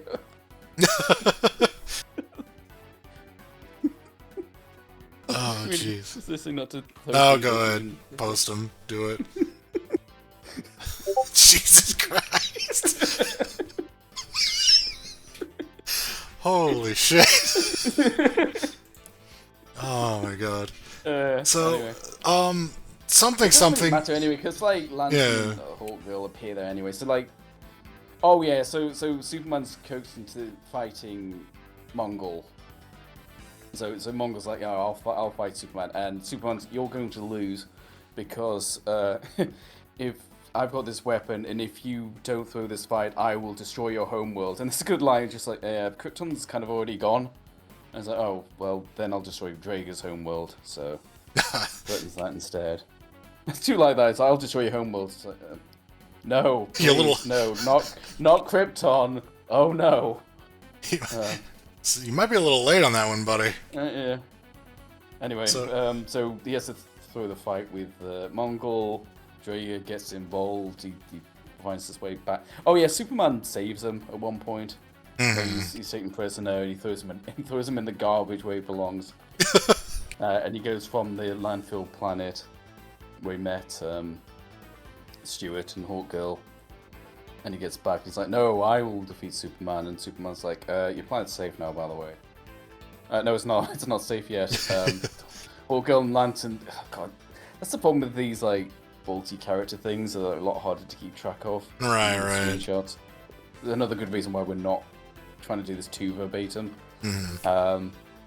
They destroyed the Death Star cannon, whatever it is. I remember Destroyer. what I remember specifically is that they fire it, and then Hawkgirl just gets in front of the cannon and then just reflects the planet-destroying laser with her mace. Just like. Yeah, she hasn't really done much so far, but being the perfect parry of Death Star cannon, something. She just kind of reflects it, just like, yeah, whatever. And then yeah, what is it? Just like Draga gets the honorable victory or some shit, or I don't know. It's whatever. We'll probably get into too much detail again. Yeah. No, that's yeah. Draga gets. Mongol gets defeated. He gets the crown. I guess that was a crown. Yeah. It's like, oh, Draga gets it because he's, he deserves it for some reason. Champion. Yeah. He's better than the other guy, so hey, sure. Yeah. You beat Eric Roberts. A fall I from remember we were that making so many, yeah, from that height. height. Anyway, we wrote C. I Yeah, I this is remember. honestly more than I expected. I just I just remember you were much harsher on that than I was. I had basically no opinion of that. It was It's just alright. fine. No, it was better than I expected. No. I think I went in with low expectations. Woo. I That makes sense to me. yeah, sure.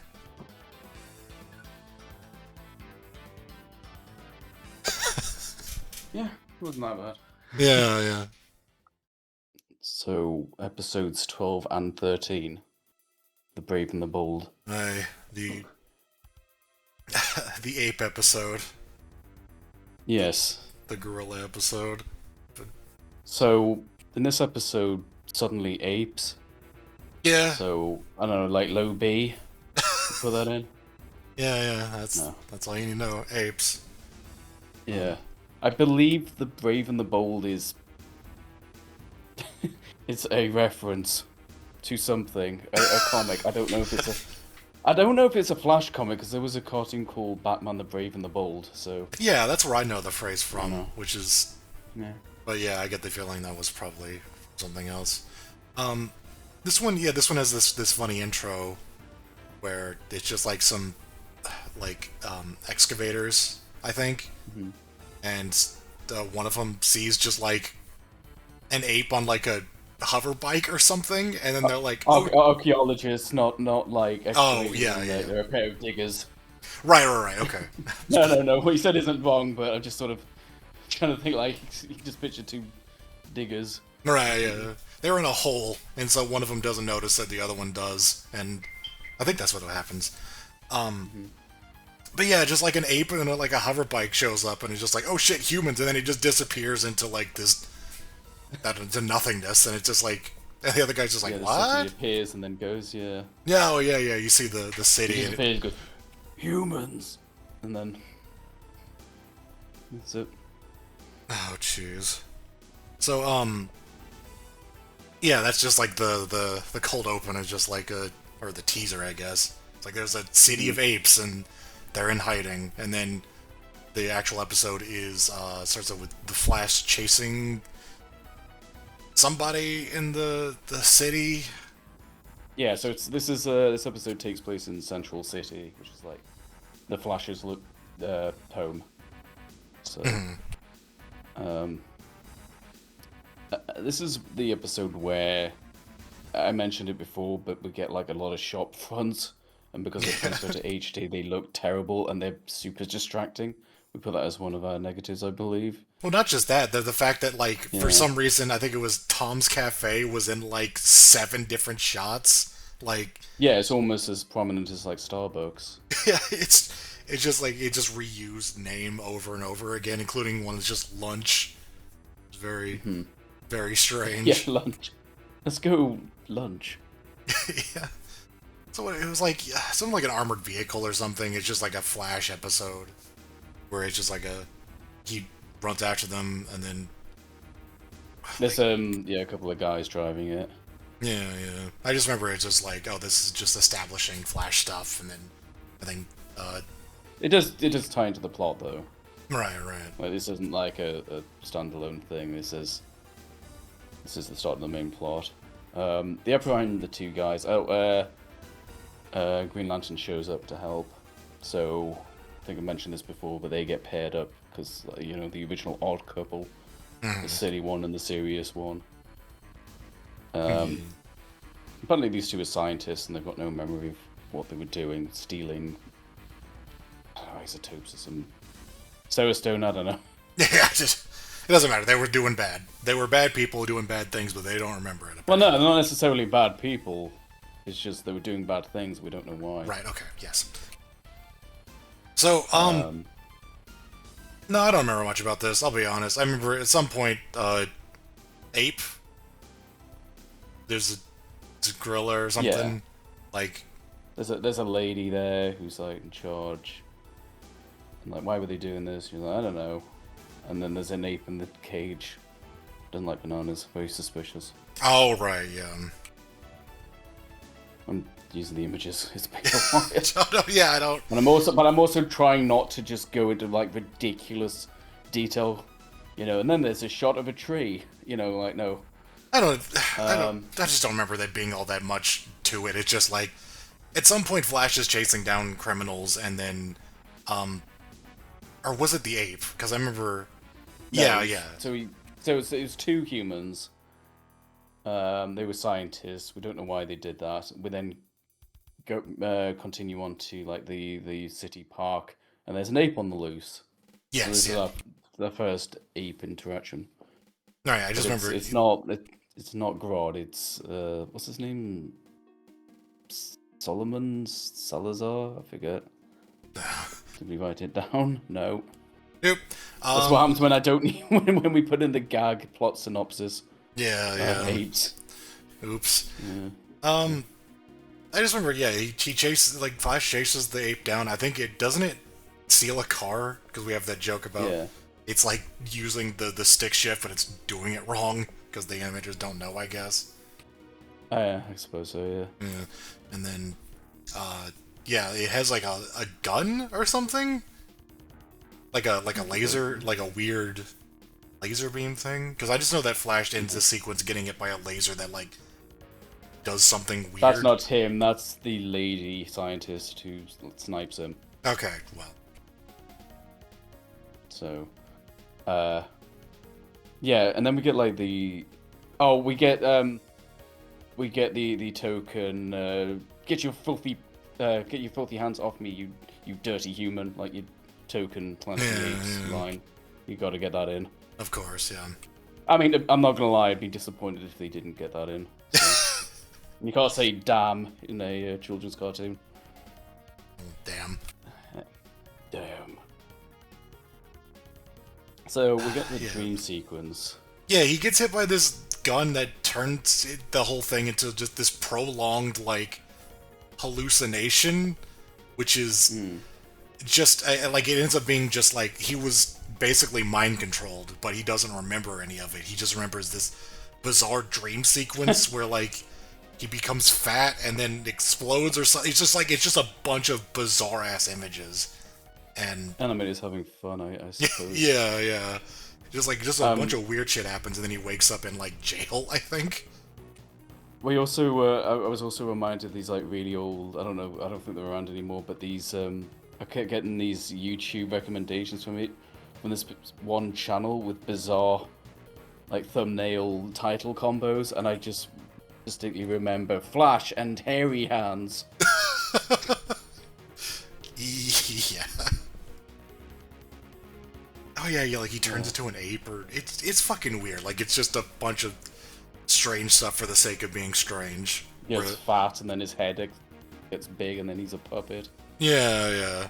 Which, I mean, it's just all just like, oh, he was mind-controlled because he wakes up in jail, like, being arrested for doing crime.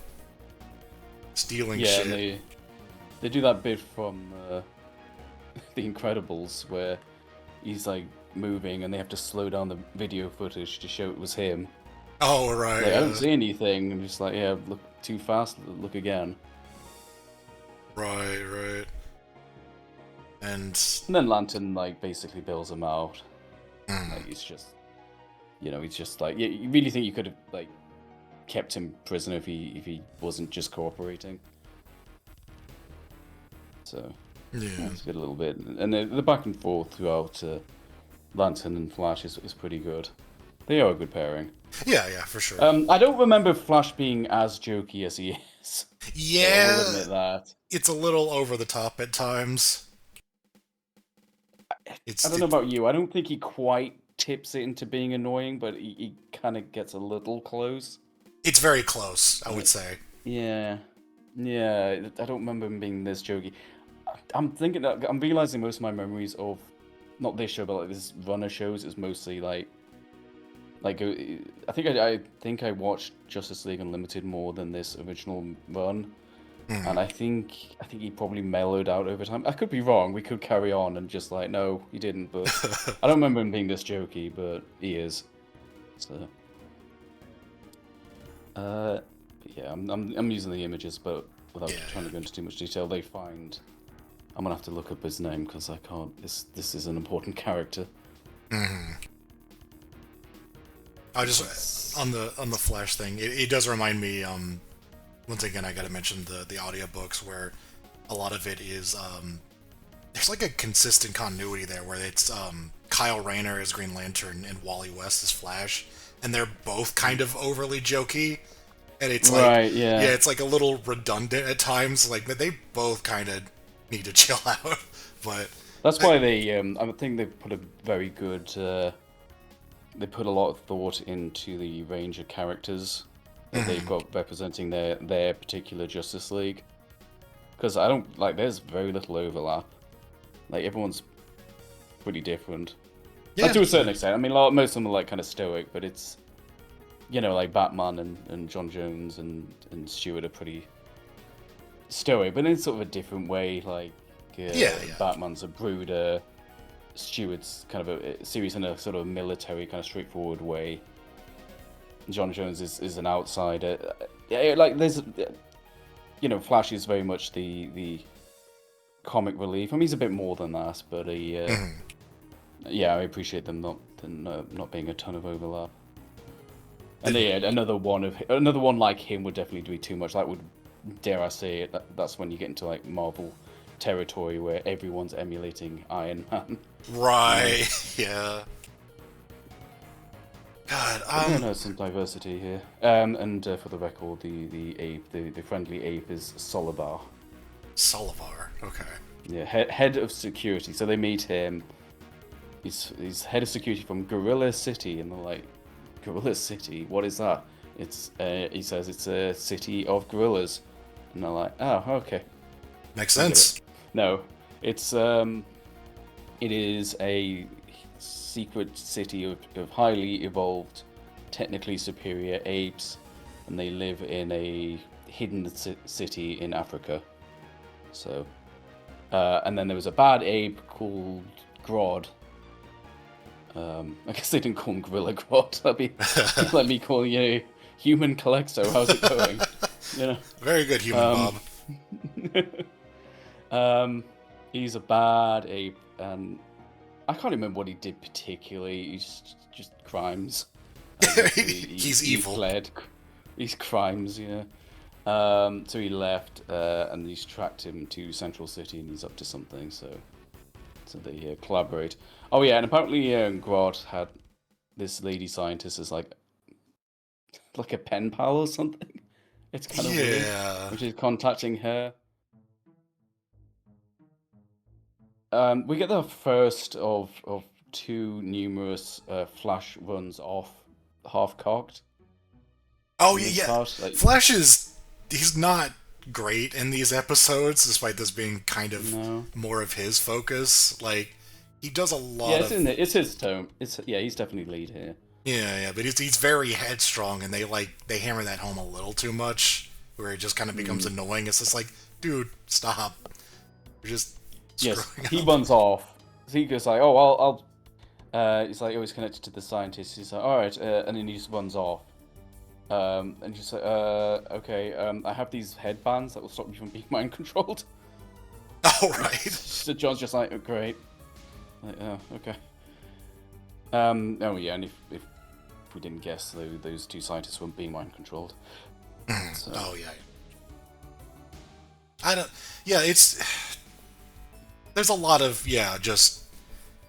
I remember what is it? Grodd takes over the city or something like. Well, he takes over in this first. I'm sorry. I'm sorry. I am starting to get too much into the plot thanks to these images. But this is the point where the Flash gets his mind control because he ran off. Right. Yeah. Oh yeah, because Grodd can. First, like a plot. Yeah. He can control minds. So he's controlling the entire city, and he sticks them all on the Justice League at some point. Yeah, it's... Did we get the wider Justice League? I can't remember. I guess we wrote it down. Oh, yes, they do. Sorry, yes. We literally have written it down. Part 1 is just Flash and GL. The rest of the team don't appear until Part 2.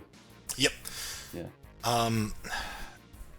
Yeah, what is it? Yeah, like, the other team is, like, going into the city. Like, they find the it's just in this like big dome that has like a cloaking device that hides them.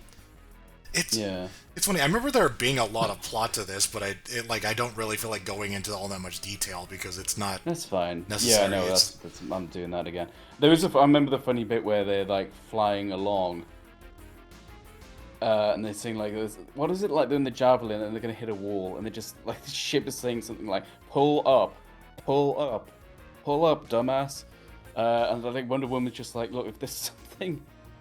Yeah. Wonder Woman starts like talking about it. She starts going like, she says like there's nothing there. And Wonder Woman starts saying, look, Batman built these javelin ships, and he created these proximity sensors to keep him safe. And I don't know about you, but I trust Batman with his life, and his sensors say that there's something there. There's probably, she's like, rather than just pull up, she just starts talking about how much she trusts Batman. She's like, fucking pull up then. It's very stupid.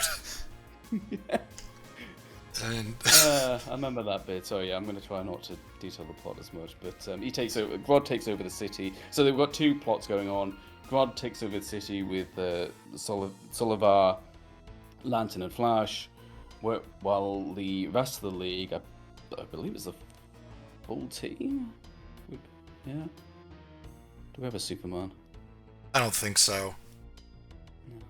But anyway, there's some others who are going to Gorilla City. And yeah, but it's kind of annoying. Flash has been mind controlled twice. Yep. By this point, you're like, God damn it. Just to get captured, they break free, and then Grodd's plan is to. Because he's mind controlled the whole city, gets the military to fire an ICBM at Gorilla City. So that's his big plan. It's a multi-front kind of thing. Your typical A plot, B plot, or perspectives at this point. Flash and Lantern trying to stop the ICBMs from that side, and the rest of the Justice League are trying to stop them from the Gorilla City side.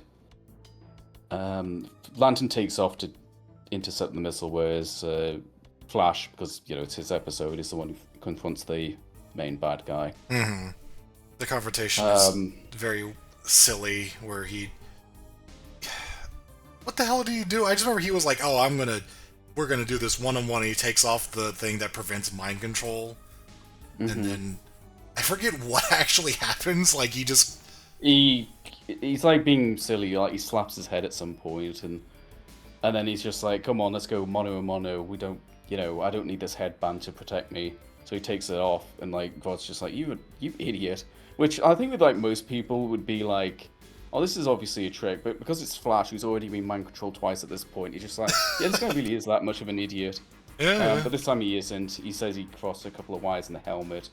He basically fries Grodd's brain. When the episode ends, he looks like he's in a vegetative state, but then you get a little cliffhanger of him being like, ooh, I'm still evil. I also want to bring attention to one of my favorite moments. I don't know why, it's always stuck in my head ever since I've seen it, where Flash does this thing where he's given like a retort, and he goes like, well, he says to God like, yeah, well, you're naked. And like, that's not like particularly funny, but what gets me and what stuck with me is that he just kind of like turns to Solivar and just sort of gives this half shrug, like, you're naked. I tried, man. I got nothing. That's Professor God. I don't know why. I think I probably use that in real life as well. I just sort of turn to whoever next to me and go, like after like a particularly bad insult. I realized that wasn't great, but I tried my best. I don't know. I don't know why. Just the body language afterwards is really good. Yeah. But yeah, the bad guy's defeated. The Justice League stopped the missile, and I want to bring particular attention to. There's a bit where Wonder Woman particularly struggles to stop the last missile, and she does manage it. And then we get a little moment where Batman is particularly distraught, thinking she's dead, and he's digging through the rubble to find her. So there's another hint of a blossoming relationship, let's say. So because we got one between GL and Hawkgirl, and here's another one. Right. And I also remember the I watched an interview with the staff, and they were like, I think fans expected Superman and Wonder Woman to be a couple, and there was like a few reasons they didn't want to do that. I think the biggest one was it's quote too obvious, and I think they also kind of preferred the relationship between like Wonder Woman and like the brooding Batman. But I'll give them that. Yes, it's a bit more interesting, you know. Yeah, So, you got that going on. Yeah, so yeah. I was gonna mention Lois as well, but like Batman's also had like what, 5 women. I mean, Wonder Woman wasn't on that montage in that Batman Beyond episode. If you remember when he goes to his former love interest. all right, Didn't have a character model for Wonder Woman yet. Oopsies. But So yeah, that starts here. yeah, That was alright. It's very. I wouldn't say it's outright comic relief episode. I think we'll definitely see actual full-on comedic episodes in Justice League. Unlimited. I mean, I think like a multi-party, you don't want to just commit to comedy, you know. yeah. But it's definitely one of the sillier episodes. I mean, the villain is an Abe. That being said, though, is his voice is very good for a just double checking Powers Booth. Yeah, voices Grodd. And like for such a silly character, it's a really good performance. Oh yeah. Like he's it's serious. You know, he's treating it deadly serious. He's got this booming voice. The casting is solid as ever. Yeah, I mean at this point it's not even worth mentioning. It's everyone's well cast. Well, yeah, no shit. but again, it's like you voice it. I mean, it's not the first talking ape they've had. But yeah. Yeah. So yeah, it's alright. It's fine. Yep. So Flash can be a little frustrating at times, but yeah. I guess he wins the day though. So. Yeah. We wrote low B. Yeah, I would say that's more entertaining than War World. In the Yeah. final episode. Yeah. Maybe there, yeah, at the end. Just Yeah, 'cause sure. I think the enemy below is a little bit more, had a bit more gravitas to it. Sure. Yeah. Even though I would say though, Brave and the Bold had a better finale. Like I remember the ICBM chase a lot better than just the fight at the ice cap or whatever it was. Oh right. Yeah. That was kind of nothing there. But yeah. I agree. Okay. All right. So we have episodes 14, 15, Fury, which is, I think, this is where the Order gets to be a real problem, because the villain cast is made up of a lot of characters who should have appeared earlier, but Yeah, they know haven't each yet. other. A couple of two. So we've got like a team of supervillains here, and I forget what it is exactly, but like Copperhead here, Snake Guy, like he knows Grundy, like we've established that, and he makes reference to like, oh, way better than working for Luthor. And he's just like, when did that happen? Oops. That's Oopsie. Yeah. So I don't know how they made that mistake, I'll be honest, but whatever. Yeah. I don't know how this shit works. Yeah. I do like my note at the top is a reference to Cobra. I'm like, oh no, it's a snake guy, it's Cobra. It's like, no, there's other snake guys apparently. We're very, very faithful. I also like the how this opens in at Hamtech. Oh. No, it's Gotham Biotech. Right. Bam Ham City.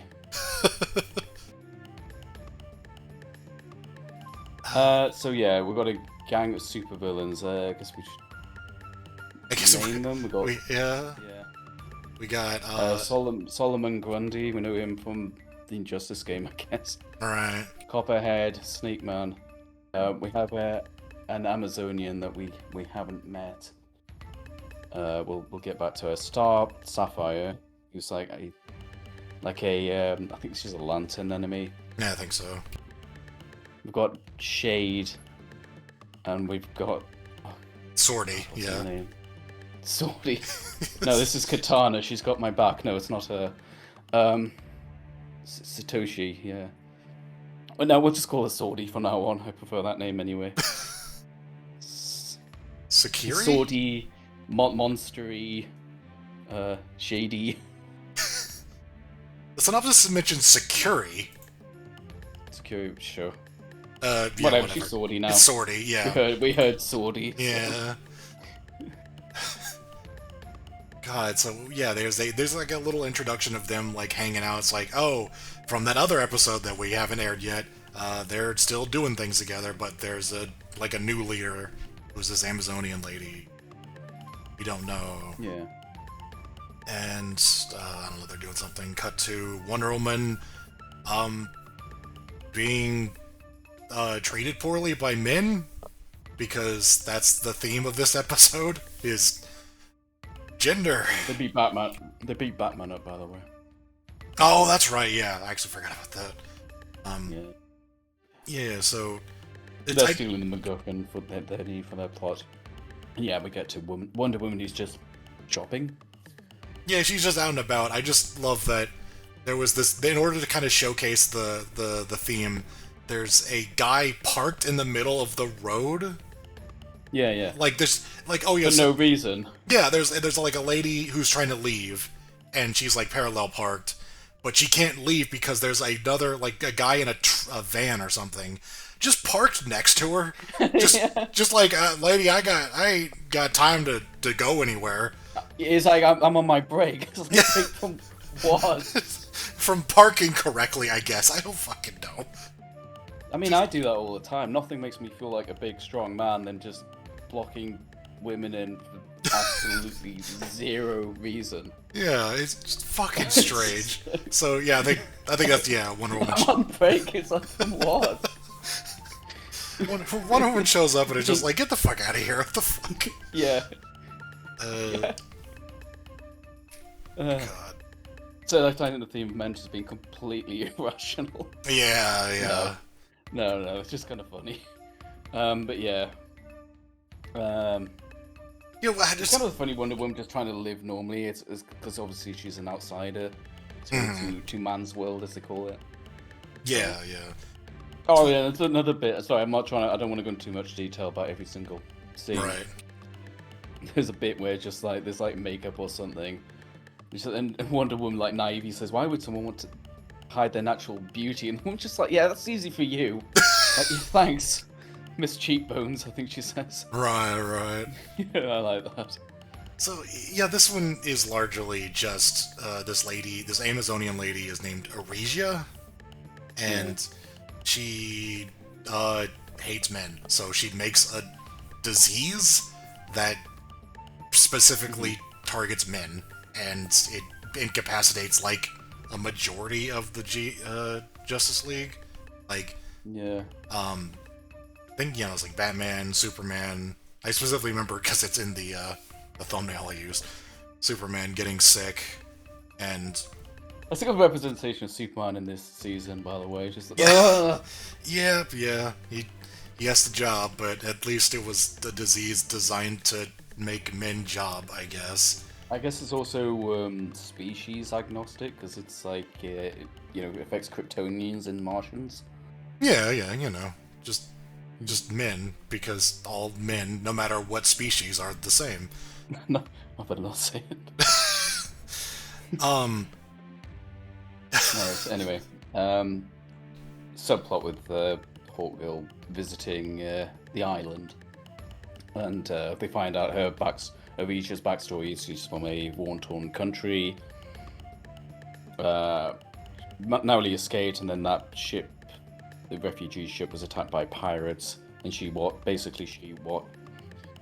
up on Themyscira, where she was taken in. So she's not actually an Amazonian, but she's human, but she was raised to be one, and she was given magical powers and shit. So she's also strong. Yeah. And then because we're not like doing the whole spoiler thing anymore. At the end of the two-parter, we find out she was actually saved by a guy. The captain of the ship actually, overexerted himself to make sure she survived on a piece of like flotsam. Yeah, he gets her to shore, and then like, He has a heart attack and dies. yeah, or doesn't it like he just like he's on the shore and then someone comes and finds Aregia and they look up and he's just Yeah, gone. Hippolyta, Wonder Woman's mother. Yeah. So it's like, oh well, so yeah, she's like, oh the pirates. She didn't know that. Right? Yeah, she's like, oh Yeah. the pirates are all men, and the reason I had left my country is for men. It's men are the cause of everything. And it's like, oh, it's actually a man that saved your life. So oops. Yeah. So, It's a good little moment. Yeah. So like Justice League's pretty good as saying like life isn't that simple, you know. At least by in terms of a kids' cartoon, it's like it's not that simple. Some men are assholes, some are decent, you know. But it is strike me as a little funny that she's the human and she's like, oh man, fuck all men, but like not just like take away power or anything, just kill them, just make it to where there's none of them left. And it's like, so yeah, society is just not gonna last, but who cares? Fuck them, I guess. Yeah, they do have a little exchange that sort of alludes to sex as well, like very vaguely, which is was it even in this episode? But it's like poor girl to Wonder Woman's like, don't knock it till you tried it, princess, or something. But yeah, population's an issue, but it is good though because they have this sort of like. There's also the I don't want to say theme, but it's like taking the Amazon ideals, but like she takes a concept and she takes it too far. Basically, yeah. You know, like the Amazonians, you know, they don't they distrust men, you know, and they choose to live on the island there, but they don't condone that. They don't want to kill them, you know. Yeah. And I think All Girl says this thing, it's like, well, she's just taking your ideals to the next level, you know. So. Right. I remember. Oh yeah, and of course because of this plot, Avisha like has to like, you know, take out half of a gang she's paid for. Oh yeah. That. So, I remember. Kind of funny. Yeah, because I think the female members of that group, at least Star Sapphire, I think turn on her because it's like this is kind of messed up. Well, she pretends to. Oh, that's right. Yeah. Yeah. Sapphire, by the way, has the same VA as 10, which I found very surprising. Yeah. Yeah. So, we also get the scene where obviously society's crumbling. Because I think just under half of it is passing out. That's not good. So we see all the see the women emergency workers stepping up, which is a nice little scene. Yeah. But damn, women don't know how to connect hose pipes to a water source. Yes. So I don't know. That kind of flies in the face of that. Yeah. Man. God, I don't know how you Men do that. know to attach those to things. We got this attached to the puddle in the ground. That's going to be enough water, right? Yeah, this is like fucking divinity or something. I don't know. Yeah. Anyway, There's... that's another one of those like weird HD things that it probably looked fine if you blur it a lot. But I don't know about those that. are not. I don't know. No. Look at the image again we chose. Yeah, no, but Actually, you know, it's being mean. Apparently, women have like the power to infinite water from nothing. they're siphoning water from concrete. That's pretty powerful. From the moisture in the air. Yes. Incredible stuff. Anyway. No, this episode has some weirdness in the writing too, mostly in that they basically give no time to explain how the cure is gonna get made. Like, was it like? Yeah, Hot Girl's just like they're attacking their hangar that they're about to take off in. Is where the final fight's in. And Hot Girl's just like, by the way, I found the thing that tells us how to make an antidote. Okay, bye. And then like notes. Like what? Yeah, the very end is just like, oh, by the way, there were some random notes there too that tells us how to make the antidote. It's like okay, just right, whatever. Thanks. So, and then a lot of the it's like, oh, the villain is able to escape is just whenever they're not looking, they get hit in the back and suddenly they're just knocked out. It's just like, oops. Yeah. So, Yeah. Like we mentioned, Sapphire does the double face turn. She pretends to be good, so she lures them to this hangar. Oh yeah, Avisha's like tries to make them a deal. Hulk Girl and Wonder Woman are like, you're women, you support genocide, right? Like what? No. Let me think about that for a second. No. I suppose it's more in line with Wonder Woman being Amazonian, but still kind of funny. Yeah. So it's like that's a good image. So the conclusion is nothing too interesting. The finale is on a plane. Yeah. Volta's there. That's when she tells the rest of the story. And he's just like, why don't you tell me? Well, we're too far into this finale for me to go back, so pushes off the ship, the plane, off the ship again. And it's like a very conventional kind of ending. Yeah. And then Flash shows up at the very end, and I think he first says like, "Oh, it's a shame I wasn't there. I wouldn't have shown that bad babe how good men are," or something like that. And you're like, yeah, yeah, it's kind of funny. It's like, yeah, it's good. Thank God you weren't there.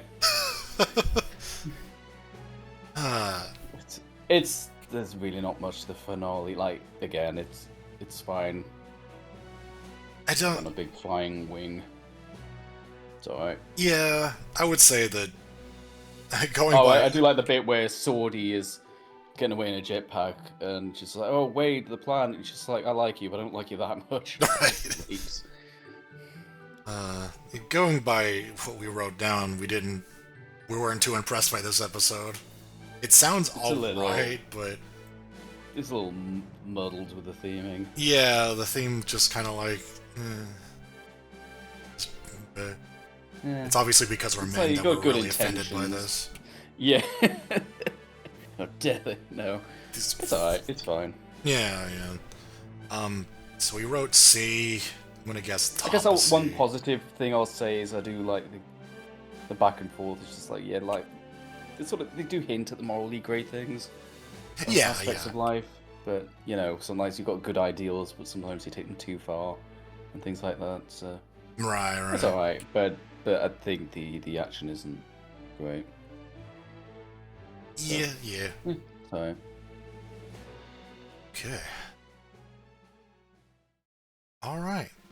Episodes 16 and 17? Yeah. Legends.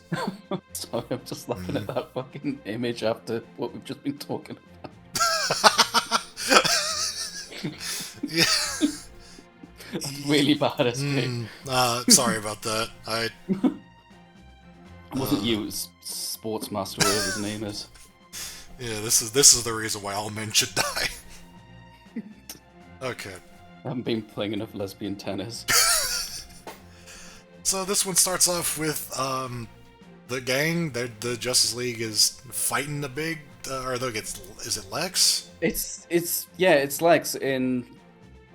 I'm not really the one to say this, but apparently that is just a robot from Evangelion. Right. Just straight up, like the producers just admitted it. And even if you don't know, which admittedly I didn't, I had to be told that. Like that is very clearly a reference, just because of how off-brand it looks. Yeah. I mean, it's got the Lex Luthor color scheme. But other than that is anime as hell.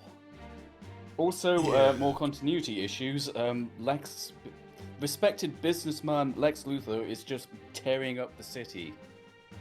Oh, right. Which, oh boy, it sure would be nice if that was in a different order.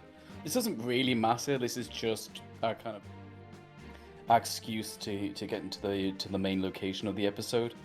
But yeah, he's just like full-blown supervillain now. And if we'd seen a certain other episode, we'd know why. But yeah, anyway. Yeah.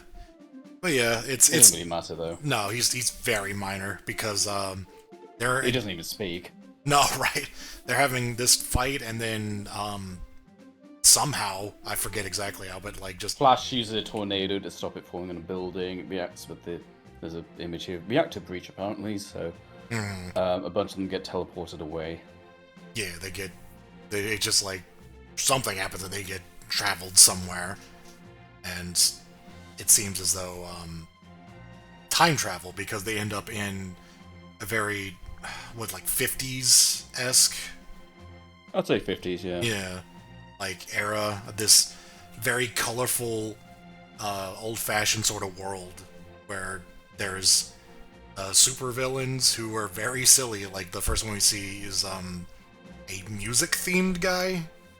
I want to very quickly say before we continue that you mentioned like the time travel thing, and logically, so the ones who made it over here, it's Flash, Lantern, Manhunter, and Hawkgirl. So those are our four. Batman and Superman were there, but they weren't caught in the teleportation thing.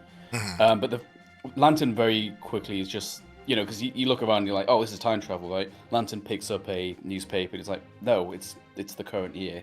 They don't show the current year because they don't want the episode to be dated. But yeah, he very quickly says, no, we're in the present time, but I have no idea where we are. So, but yeah, carry on. Yeah, it's all very retro. Yeah, it's like Silver Age comics, basically. Like there's the villain doing his thing, and then heroes show up, and they're again very Silver Age-esque, and some of them are pastiches of if you remember, Legends of the Dark Knight. Like, remember that Joker short? Yeah. Basically that. Yeah, this he's even robbing a music store. So. Oh yeah. Yeah, it's very, very appropriate. Probably that's all they did in Silver Age comics. they hate music and or love it. I don't know. But yeah, like a lot of the heroes that show up to fight are also like different versions of existing ones. Like we have there's like a Green Lantern type. Yeah. I forget which other ones there were.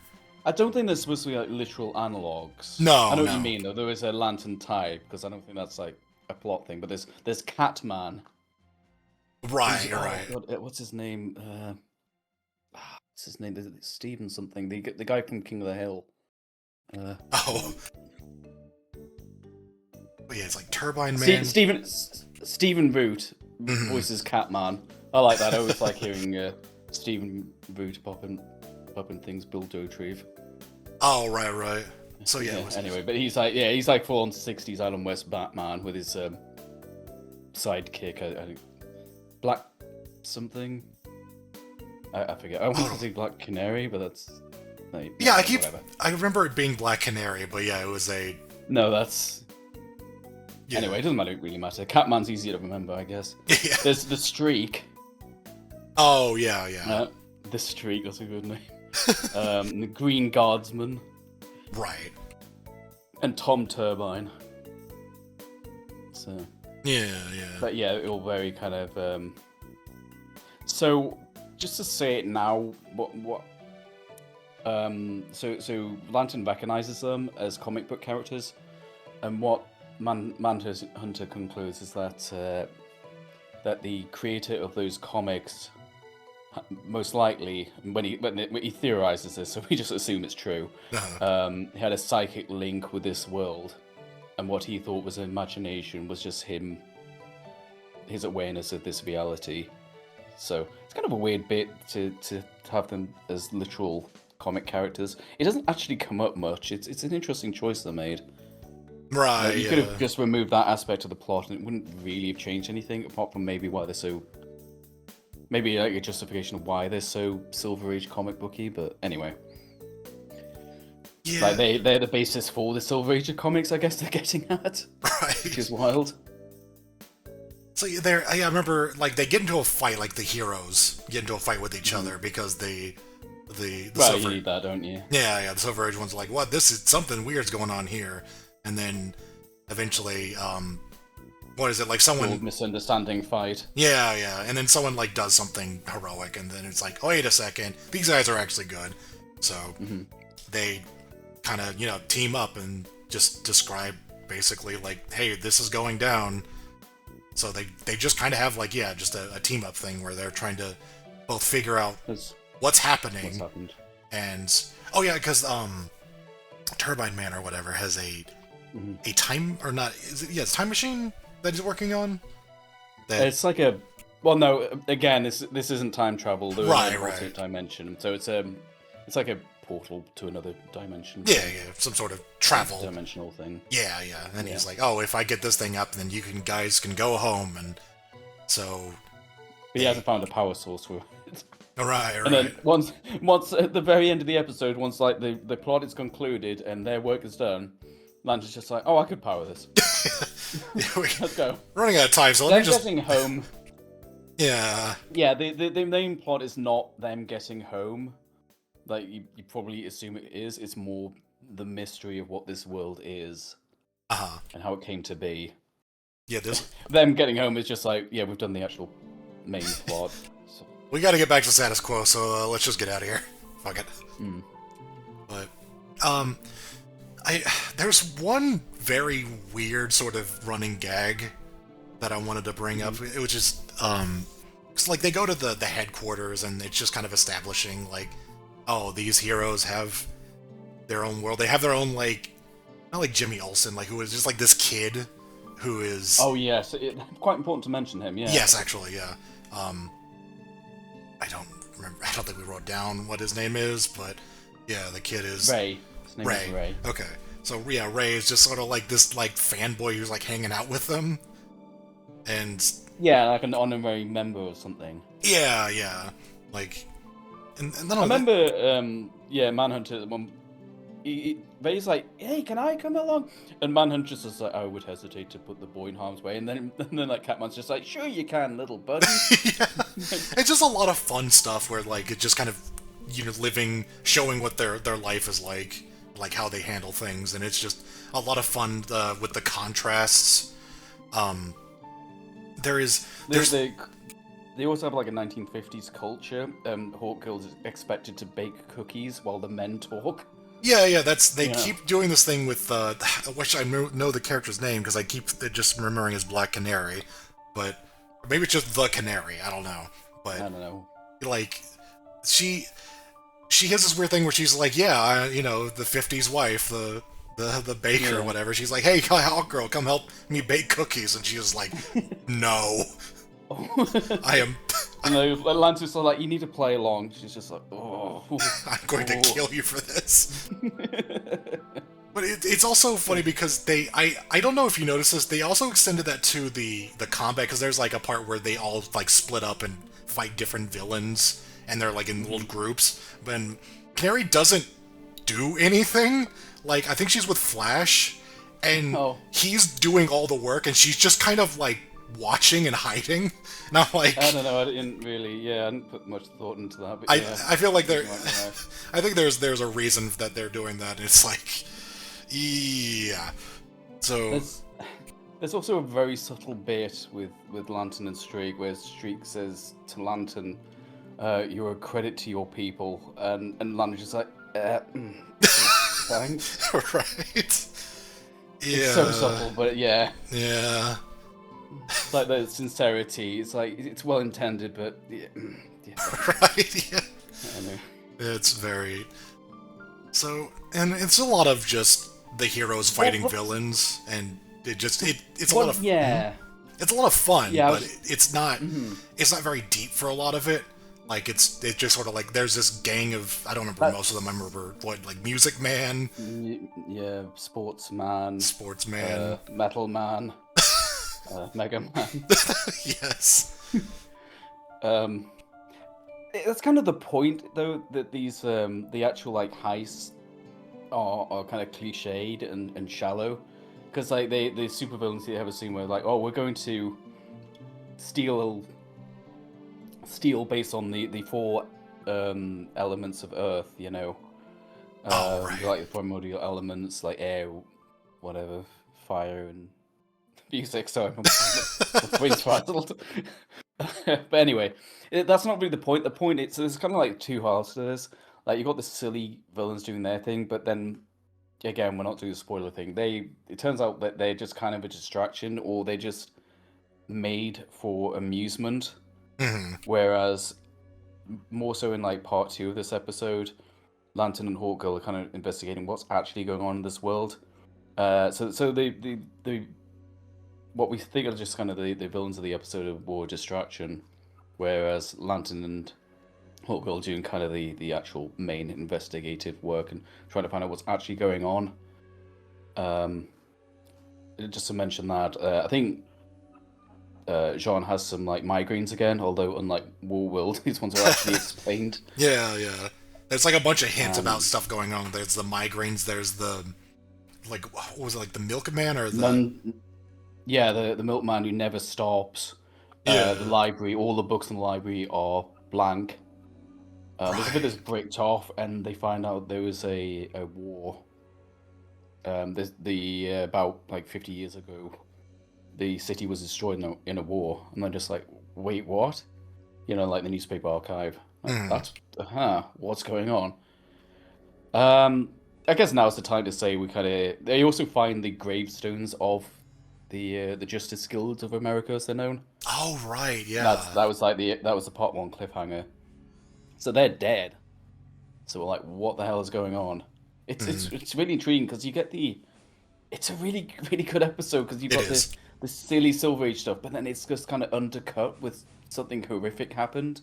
And whenever they try and bring it up, it's kind of brushed aside, or you get nuns and dynamite. A bus full of nuns versus a truck of dynamite.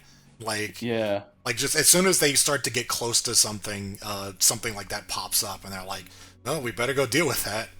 And it so yeah, the end. What ended up happening is that Ray is actually some sort of like metahuman who has the ability to just like create illusions, I guess. Like, the entire thing is just an illusion that he has created. So he mutated from like the radioactive fallout, and he's just out of desperation. He's just recreated, his childhood, just how things were, and that's the whole facade of this reality. And just as they start fighting Ray, it's like a stupid, like a silly robot again that tries to distract the heroes. Right, yeah. Which is good. And so I remember it culminates with all of the Justice Guild, like, realizing what's going on, and it's like, this is basically we're going to stop existing if we beat this guy, and they make the sacrifice. They're like, this is the right thing to do. So they all just start wailing on Ray, which is a fairly funny looking thing. But it's a really good moment, though. It is, yeah. And then the illusion breaks, and you just see like just a war-torn city, like it's just ruins. But all the people there are real. They were just forced to live out like just facsimiles of lives. Like the milkman is just like, wow, I could finally stop. Like it's finally over. And then that's where the whole like, oh, we gotta leave now. We're done. When they speak to the milkman earlier, and there's this like Twilight Zone thing going on. It's just like, I never see you stop. It's just like, she might hear you. See you later. I'm off to make my rounds, and he just drives off. So it's very Twilight Zone-y. The kid who's controlling everything. You can't speak up. So it's a good moment. And they're saying like, oh, we destroyed your world. And you're just like, no, I'm pretty grateful for what you've done. Right. We'll rebuild. And then after that, we just get oh, we need to go home, by the way. Oh, let's get that out of the way. Yeah, that's done. Let's go home. And that's just sort of what it is. But no, that was an incredibly good episode, actually. Yeah, it was. I think that might be the best of the season, at least with what we've reviewed so far. I mean, so far, for sure. Yeah. It's like A. Yeah, we wrote A. I'm tempted to say S, but it's also like I need to see more before I can really say. I think every time we've alluded to changing things later on, I don't think we ever have. It is really good, yeah. What I'm saying is, I'm worried if we put it in A and then we disagree later, it's probably most likely going to stay there. No, I think no, because we've done that before with the animated series. We didn't do it many times, but yeah. Put it in an S. It's really good. Yeah, I think at some point, we can definitely just be like, no, never mind. If there turns out to be an influx of really good episodes, it's like, yeah, this one doesn't stand up, but that's a good thing. No, I think that's perfectly fine. I think that's S. Yeah, I think the balance of Silver Age stuff and like the dark stuff. If Mhm. you get both tones, everyone's happy. Yeah, no. It's just You can sincerely enjoy the Silver Age silliness, or if you're like dark and cynical, you can go, well, it's just it's only ironic. right. I bet they Yeah, had fun yeah. making this though, like that Absolutely. Joker short. Oh yeah, no. Really, really good. Mhm. Okay. I do that every time. Uh Episode 1819, Injustice for All. Yeah, This is a pretty important episode. Would have been nice if it was put in the right order. Um yeah. Well, so yeah, this one starts with it's like in media res of Lex Luthor fighting Superman, and he gets yeah. defeated. Hmm? Well, more importantly, he gets outed as a criminal. Like Oh yeah, yeah. it's a trap set by like Manhunter's pretending to be Superman, and basically gets him to confess to some crimes. And then Luthor's like, "Well, I can say all this because I've got kryptonite here. I'm going to kill you now." And then Superman doesn't react to the kryptonite because it's Manhunter. He's like, "Oh shit!" And then everyone comes in and they say the line, "This is the end of the era. Your image as the benevolent businessman is over." Because obviously we skipped Superman apart from the crossover episodes with Batman, Mhm. but up to this point he wasn't a criminal. He was just known as a businessman by the public. Right, So right. he didn't he could just operate his business as normal. This scene is the turning point for that, and that's why in the last episode he could just wreck a city and nobody really Right. question why he's even doing this. I mean, I Yeah. don't entirely explain why he was doing that because he just doesn't like Justice League. He Yeah, can be a yeah. bit more forward about that, but yeah. So yeah, as you're saying, Superman's chasing him, and Right. then he has like pains. Like, he just spontaneously collapses while flying this vehicle. Superman has to save him. Right, yeah. So Um, the long short of it is that he finds out that he's got kryptonite poisoning or something? he has cancer, yeah, Yeah, yeah. because he was always carrying that piece of kryptonite on him, and it turns out long-term exposure can actually be hazardous to humans. So Lex Luthor is now terminally ill. So Right, yeah. again, So, this is a very, very important episode because we are going to see Lex a lot throughout the remainder of the DCAU. right, right. So he's in jail and he's not doing great because he's gonna die. And he, he's in a cell next to what is his name? Ultra Humanite. Ultra Humanite? Yeah, I think he's like an old ass like Superman villain. I think he might predate Lex Luthor even. He's the first Superman villain, isn't he? Right? Yeah, yeah, that's it. Yeah. Yeah, yeah. So I remember that much. So yeah, there's this other intelligent gorilla guy who's a fair bit different from Yeah. Grodd, like in personality wise. So it feels He's distinct. very yeah. Ultra Humanite is very sideshow Bob. Like he considers himself very cultured. And Right. he's like he Yeah. sort of manipulates things in the prison. So he's watching opera really loud, and he has all these he has all his luxuries just because he's a model prisoner. Right. And Lex contacts him by hacking his TV, which is pretty good. Oh yeah, yeah. And he's just like, "Oh, if you help me break out, I'll make it worth your while." So yeah, So he helps him do that, and so yeah. they break out. Yep, yep. And then so yeah, they have a gathering of supervillains, like they just kind of pull Mhm. all these guys together, and it's this unlikely combination of characters named Copperhead, Solomon Grundy, Star Sapphire, Shade. Um, I don't think Sortie is So there. I don't think so. Is Sapphire there? Yeah, yeah, she's there. Yeah, she is. Yeah, sorry, Yeah. yeah, not bad. So And yeah. Cheetah. Oh, Cheetah. Yeah, that's right. Yeah. That one's pretty funny.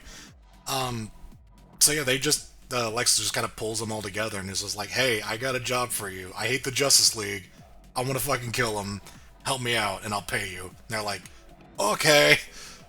Yeah, And that's kind of it. We like money. I gotta say as well. I'm not gonna like dwell on particular bits. The dynamics between all of them is just great. Yeah, Like yeah. just the dialogue between them is just like we just want to be paid, and I don't like you, but we.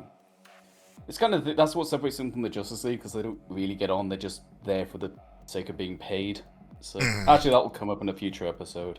That I won't spoil, but also want to also mention that Lex is now for the first time ever, I think, in the TCAU. I don't. If he wore it once in Superman, I apologize, but here he's in his traditional comic book garb of purple and green. Those are his colors. Right, right. Um, is that here? Because I know they build the suit as part of like the plot. Is Well, he was wearing purple and green. okay, just the colors. Yeah, yeah. Yeah, But yeah, that is part of the plot. Is like they're he's getting help making this suit to basically stave off the cancer. So yeah, it's a yeah, little bit of like Iron Man, at least that movie. But yeah, yeah. um, and then of course it seems like Batman once again gets in a fight with these guys and then gets bested by them. That's Cause actually plot relevant though, yeah, yeah, like cause because he's they're kidnapped. fighting them. Yeah, he's kidnapped, and well, no, he's not immediately kidnapped. He gets badly injured. So Justice League and Injustice gang, whatever, they fight. It is pretty straightforward. They do just want to beat the Justice League. There's no pretending that we've got a bigger plan here. They just want to. Lex just hates them. Yeah, yeah. They have a fight. Again, it's action. It's pretty good. Yep, yep. The I don't want to say the League win because it's kind of a stalemate. But 'cause Shade at the last minute has to use his power to get everyone away. He just blankets the area in darkness. Copper Copperhead gets captured, but also Batman gets paralyzed. He was bitten by Copperhead. Nah. So Batman's now in the Watchtower in recovery, and the theme with him is that he's the only member of the team without superpowers, and Manhunter literally just says that to him, and Batman's trying to prove a point by going out to help. Like Manhunter's just like, you should stay in bed. He's just like, are you gonna make me? It's like, Right. no. Yeah. So Batman goes off to track them down himself, but he gets taken out. Who takes him out? It's Joker. The Joker, baby. Well, I guess we haven't seen him for a while No, it's been... in our review process. Yeah, yeah. Like he If would have last appeared in the movie Batman Beyond. if we did the movie in order, yeah. Yeah, yeah. Thankfully, speaking of Batman Beyond, he's using that design.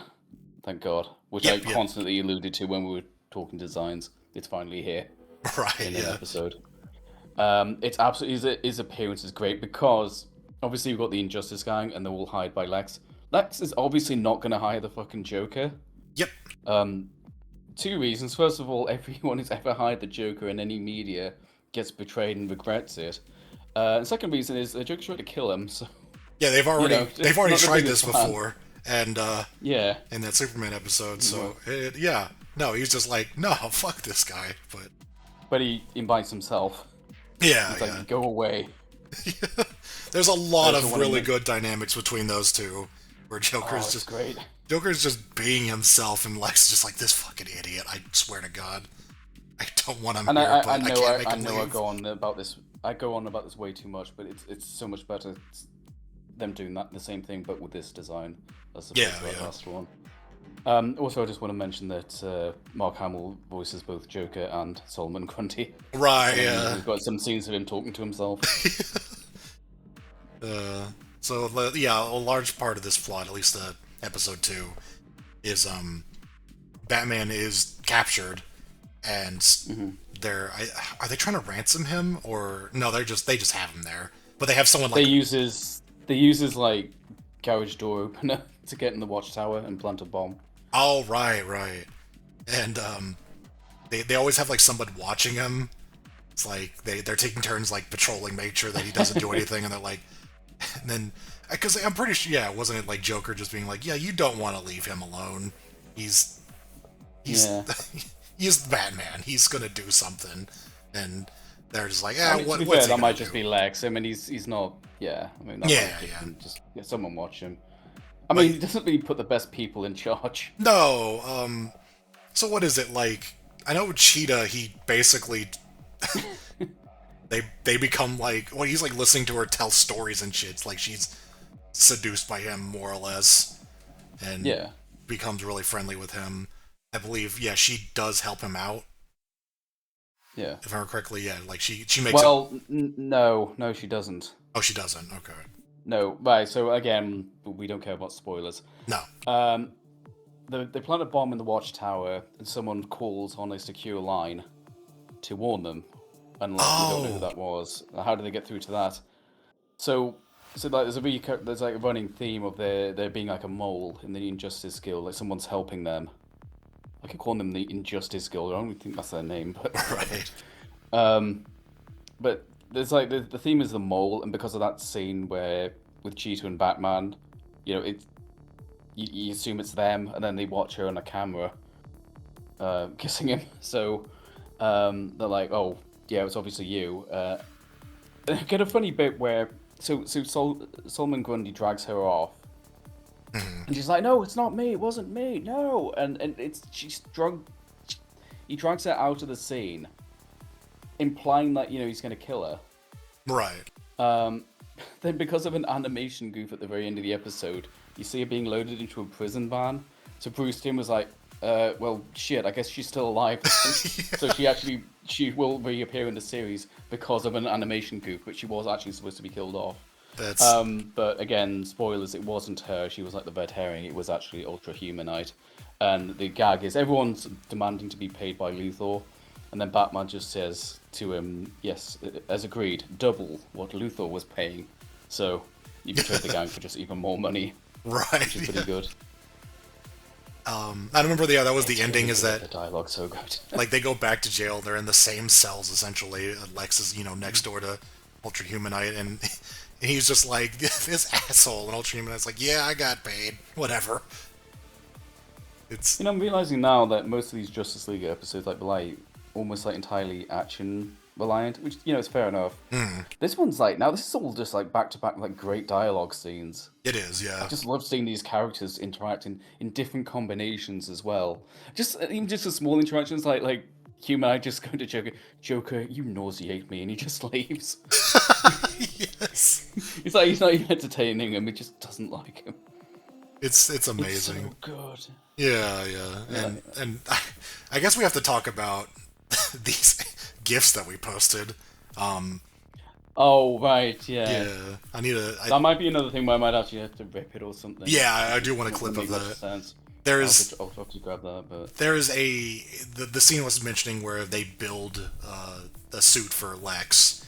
Like there's like an effect where like the screen becomes really it's like bright. a strobing light. Yeah, and then as it's fading, for whatever reason, like they screwed something up, and like Cheetah's like there's a couple of them standing next to him, and Cheetah's one of them, and for some reason her animations are like her arms are just doing weird shit, like She's like cycling through like 7 key poses at once. yeah, Like for a fraction of a second. it's supposed to be idle, but for some reason they use the wrong cell or something, and so her arms are just kind of moving up and down and just doing weird shit. It's like, why is that happening? But so that just reminded us. each of a different thing. So, and I also want to give a special shout out to John. At one point, like phases through the wall to the room where Batman's in, and he's like, "Hey, Batman," and I'm Yeah. and I remember just being like, "Why is he whispering?" And you're like, "He doesn't want to get caught," and I'm like, "He's a telepath." Oh yeah. Why? Why? So, because he ends up getting caught, like they hear him, so it's like, fucking oops. So. Yeah, the telepathy blocker was already destroyed. Yeah. That was it was like, it's not functioning right now, even though they're pretending that it is. But Yeah. I don't know. It just seemed like mind. it's just incompetence, but whatever, small thing. Yeah. And Yeah, I guess if it matters, like Batman gets found by spitting water into the telepathy blocker, And so they then track him down for the fight. So Isn't that like Solomon, like he like Grundy? yeah. He's just like, hey, give me some water, and he's just like, oh, okay. Can't do anything with that, can Ugh. you? Oh fuck. Another line that always got stuck in my head was "Mr. Luthor, Mr. Luthor." I don't know why it always stuck in my head as well. Uh, very silly. Just a They fight. It's a fine fight as well. yeah, yeah. It's definitely dialogue. The highlight of the episode is all the dialogue and the interactions. Yeah, yeah, that's basically all I got about the episode. I don't remember if there's anything other Yeah. than what we've written down. There's a Wonder Twins cameo, it's like some mannequins in a store. That was fun. But yeah, no. Good episode. Really good one. Really entertaining. If you just like comic book shit and just comic book characters interacting, it's great. Yeah, I yeah. honestly can't really think of much of a flaw. The only negative we put is just, yeah, it's like the actual plot. He just wants revenge. Like it's not Yeah. terribly interesting, but it's not bad either. It's very I straightforward, don't know. but we wrote low A, which I mean, It's a bit harsh, actually. it kind of does. I think A is fine though. I don't know if it's as I mean, like Legends, of course, is a much stronger episode, I think, but Thematically, it's got more profound themes, and yeah, yeah. But this one is absolutely like, Injustice for All is more fun. yeah, yeah. It's not anything really profound. It deserves A for sure, probably a high A. Yeah. But since it's the only one there, that we don't have to worry about that for now.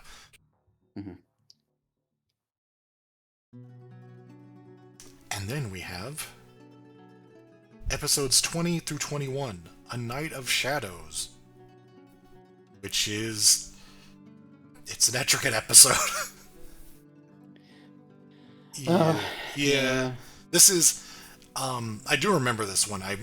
In the very least I remember Etrigan because I remember thinking about this whenever I saw him in Batman.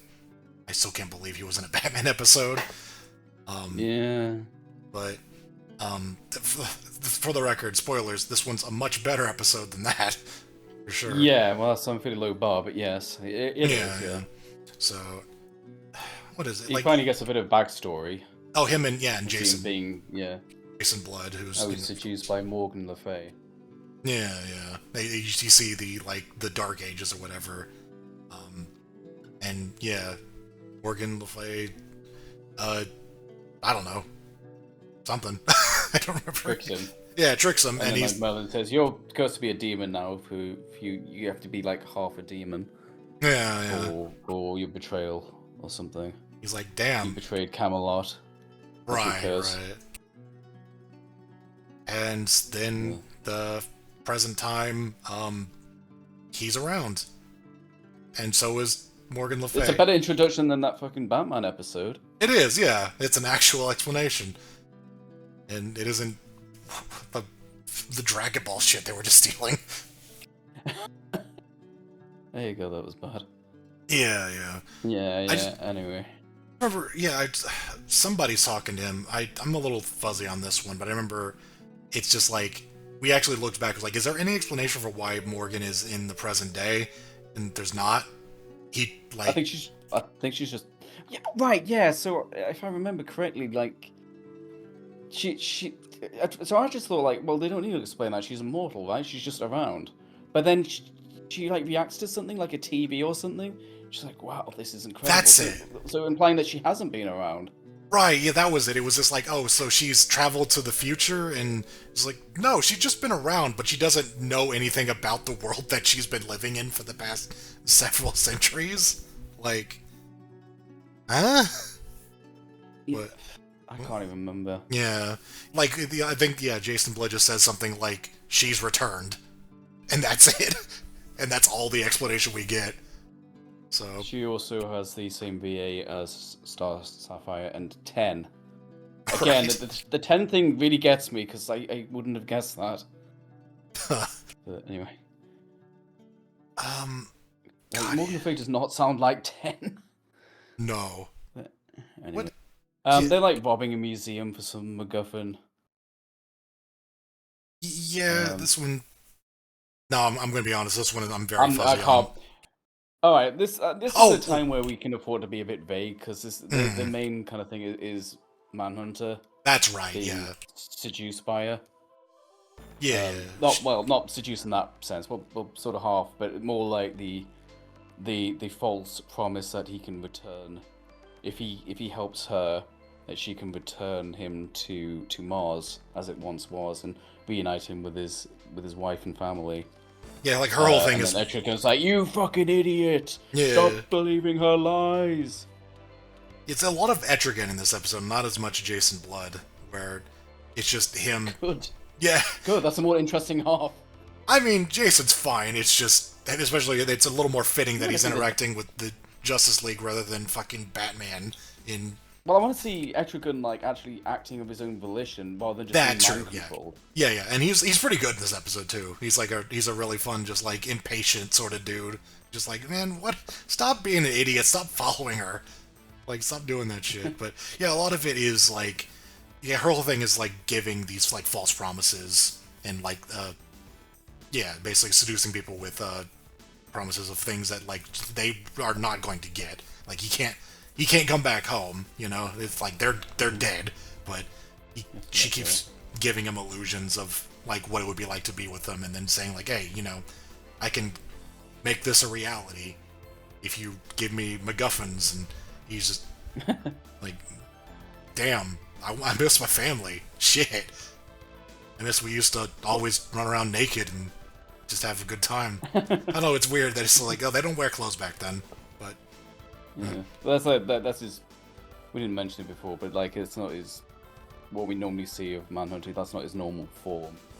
His normal, his base form is like this this naked, kind of more alien looking, but he kind of humanified himself a little bit just to fit in slightly more. I guess like the running around naked thing was a bit disconcerting for everyone. So, it might be more presentable if more presentable that way. But I also want to mention I really like Etrigan's performance as well. He's no longer voiced by Billy Zane, so he's on that Titanic money now, I guess. No, it's really good performance. Like, you're falling for that harpy's curse again. Right. Yeah, it's great. It's better than that. I'm not a voice actor. What? Trust me, it's better than that. I can't believe they didn't hire you to voice in that show. You're so good. I am extra good. Come again. Make me again. I hate rhyme. You're a poet too. Wow. Go away, come again another day. So, God, this is... Anyway. Yeah, I remember there's a decent chunk of this episode which is like the fucking... They go to the Playboy Mansion, or like, you know... Oh, yeah. Like a version of it. It's pretty, transparently, like... Yeah. So, there's a lot of... What was like the flashes there, and he's like, oh, women, and then one woman's like getting hit on by not Hugh Hefner. And... Yeah. Because I think he's also got one of the things I don't remember. Yeah, it was like it's like bestows like good fortune on anyone who has it. He was like, was he like an archaeologist or something? And then he got this thing, and it just maxed out your luck stat or something, and he just had a really successful life just from owning it. Right, that's it, yeah. And the Fae needs it. And that's about all I remember. I'll be honest. Just Etrigan and the gang have a little romp where they're going around trying to stop Morgan from getting stuff because it'll be bad if she does. That's kind of it. The big turning point, the finale, is Manhunter not giving in to temptation and at the last possible moment doing the right thing. Yeah. Between that, it's just a lot of action with more of a magic slant to what we're used to. So yeah, that's kind of it. It kind of is. Yeah. Not to say it's bad at all, but it's admittedly not that memorable. I think the finale takes place in London, which really threw me off because it's not like incredibly foggy. It doesn't have that grain filter over it. Apparently, it makes a cameo at the very end, which. Oh right. Oh yeah. Hey, that's how you know it's. It's funny, we didn't write any negatives for this episode. Like, this is... kind of a cat scratch fever thing where we don't remember a ton about it, but it wasn't bad. It's just fine. Yeah. At the very least, we didn't write A, so it wasn't that good, but we were just like, yeah, it was a good Manhunter episode. I like that. It's like his temptation, like when you do those sort of plots, can be annoying, but I think they handle it quite well. Like, he's not being like portrayed stupidly. He does the right thing in the end. He's not being mind controlled twice.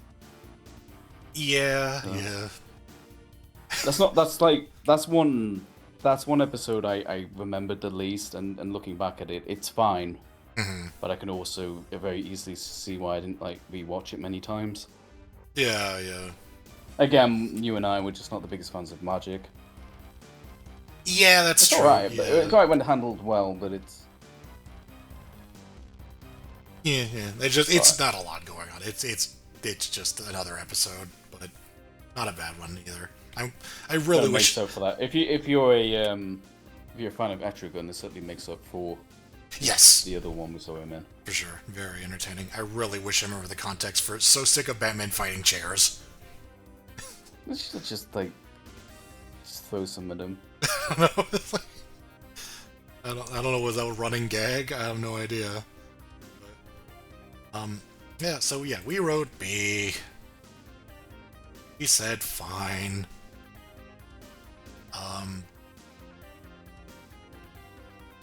Yeah, I don't know much else to say. Where have you put it? You know what? I think Manhunter's like little subplot probably does put it above Secret Origins, so I'm alright with that. Yeah. And there's some different scenery as well. Like, I'm not the biggest fan of magic, but I would also say it's actually not a bad thing in this season, because other than, the Themyscira episode, which I feel like Greek mythology is its own subset of magic. It is, even with the Felix Faust. I don't know, like seeing the medieval stuff, and it's alright. I actually don't mind it here. It certainly fits in better than fucking Batman. Yeah, Shoving that in an episode of Batman was like jarring as hell. Putting it here, no, it makes perfect sense. Yeah. This show is made for introducing characters like that. No, that is just fine. Mm-hmm. Okay. Episodes 22 through 23, Metamorphosis, is a very interesting one. We get... It's apparently insanely short, going by this first note. So, there's a guy on a train. I remember there's a guy on a train. He's like the underling of the main villain, who is He's trying to sell this procedure that makes humans resilient to the elements. So his proposal is, and it's like kind of insane, is that like if there's like, I think he uses a dramatization of an oil rig design. No, it's not a dramatization. It's like footage, although it's very well directed footage. I don't know. Anyway, but there's like an oil rig explosion, and it's like that's dangerous. But if they had my metamorphosis treatment, or I think they call it Project Metamorpho, or something like that. They would have survived it, and this it's this business guy, Simon Stagg, talking to a boardroom, and you can tell Simon Stagg is a pre-existing comic book character from just his design. Right. That is a comic book character. That was not made for this show. Yeah. They adapted it, but he's got like the crazy eyebrows. That's an outlandish design. Anyway, he's trying to sell it to these boardroom members, and they're just like, that looks really, really, really expensive. Kind of reminds me of the scene of Batman Beyond with like Shreve. It's just like, oh, you can knock down buildings with this sound suit, and Power's just like, yeah, dynamite's cheaper. Right. It's kind of reminded me of that. But his lackey, who's like this. How do you describe him? This big lumbering. Yeah, he's just a big lumbering dope. He's just... Yeah, but to the point where he almost seems like a meta-human. I don't think he is, but he's another one who's just like, that is a comic book-ass design. Yeah, he's huge, but he's just some guy, as far as I know. And his name is Java, apparently. Java. Yeah, like the scripting language. I got a shout out to Stag also being Earl Bowen again. So our good buddy Oh, Rhino is the voice of the main villain. yeah.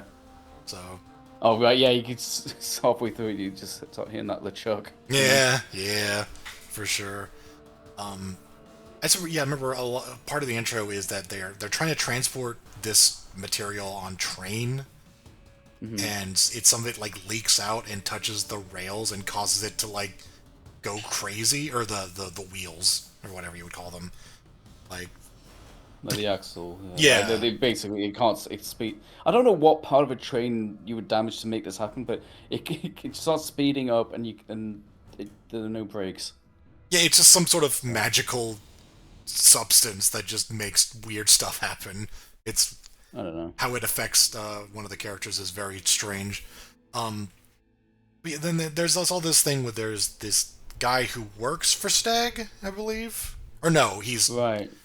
he's Yeah, just no, oh no, he works for does. them, yeah. Okay, but he's also Yeah. dating Stag's daughter, Yeah. whose name is Sapphire, which I thought was a little weird considering we just got off of a couple episodes with a character named Star Sapphire, but whatever.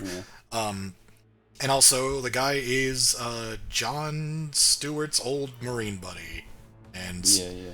they they have like some sort of like falling out. I forget if it was over the girl or not. I don't remember, but I think they're like, I think like they're jealous of each other. yeah, yeah, That like John's just like, you've got a really nice life, and then like it's not immediate. I think it's after we get into like the main plot where there's, oh, what was it? Oh yeah, yeah. You suspect, so obviously he works for Stag, and then they find out the train derailment was caused by a chemical Stag Industries would have made.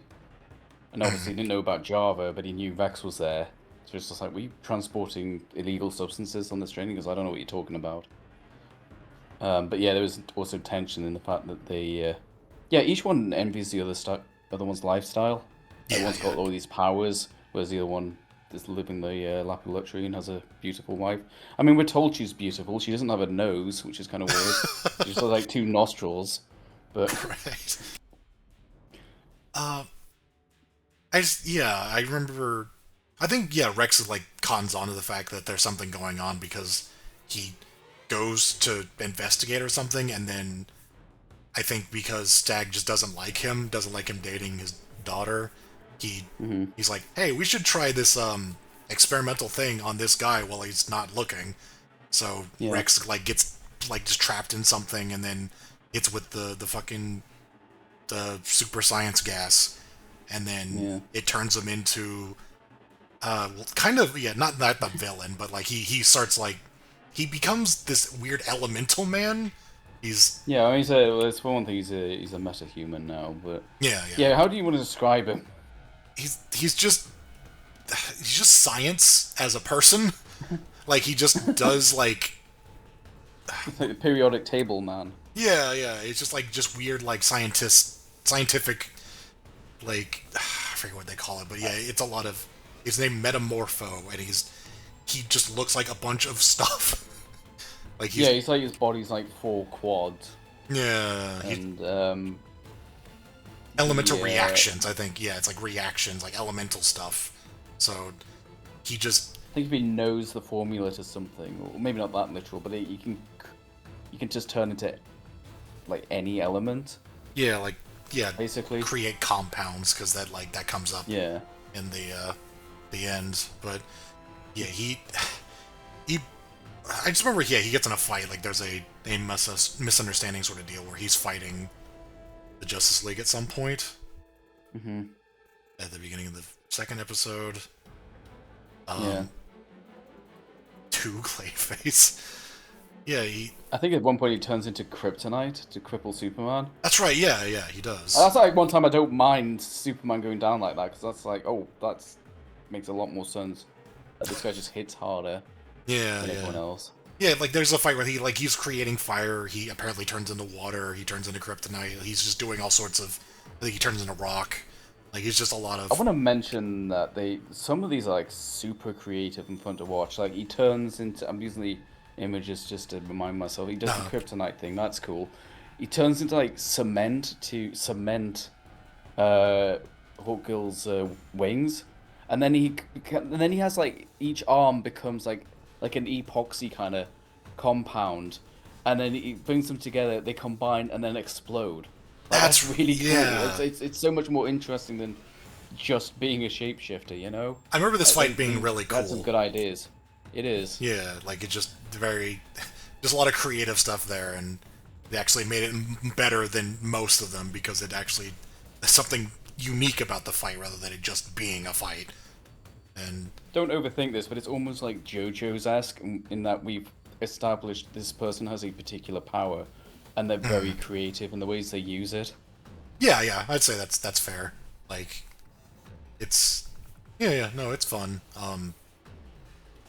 But so yeah, I'm a little fuzzy here. I remember, yeah, Staggy There's a is lot of backwards and forwards with like betrayals. Like he thinks so. Stuart, I think Rex thinks his his fiance is having an affair with Stuart, and then he confronts Stag, and then Stag sends him, and then he fights the League, and then he goes back to Stag because he realizes he's in the wrong. It's a lot of backwards and forwards that I frankly find hard to keep track of. right. Yeah, Like it's Rex constantly being betrayed and then going against the other side.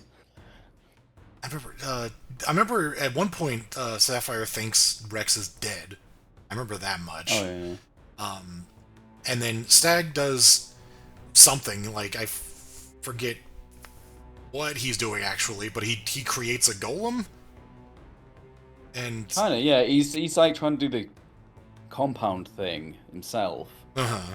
and this is very abstract, Yeah. almost to the point where it's kind of it's creative. I'll give it that. He's doing like a VR thing to handle. If you remember, like Doctor Octopus in Spider-Man 2, that he has like an interface, like he had the arms. Well, Stag has this VR headset to handle these chemicals remotely with like robotic hands and shit.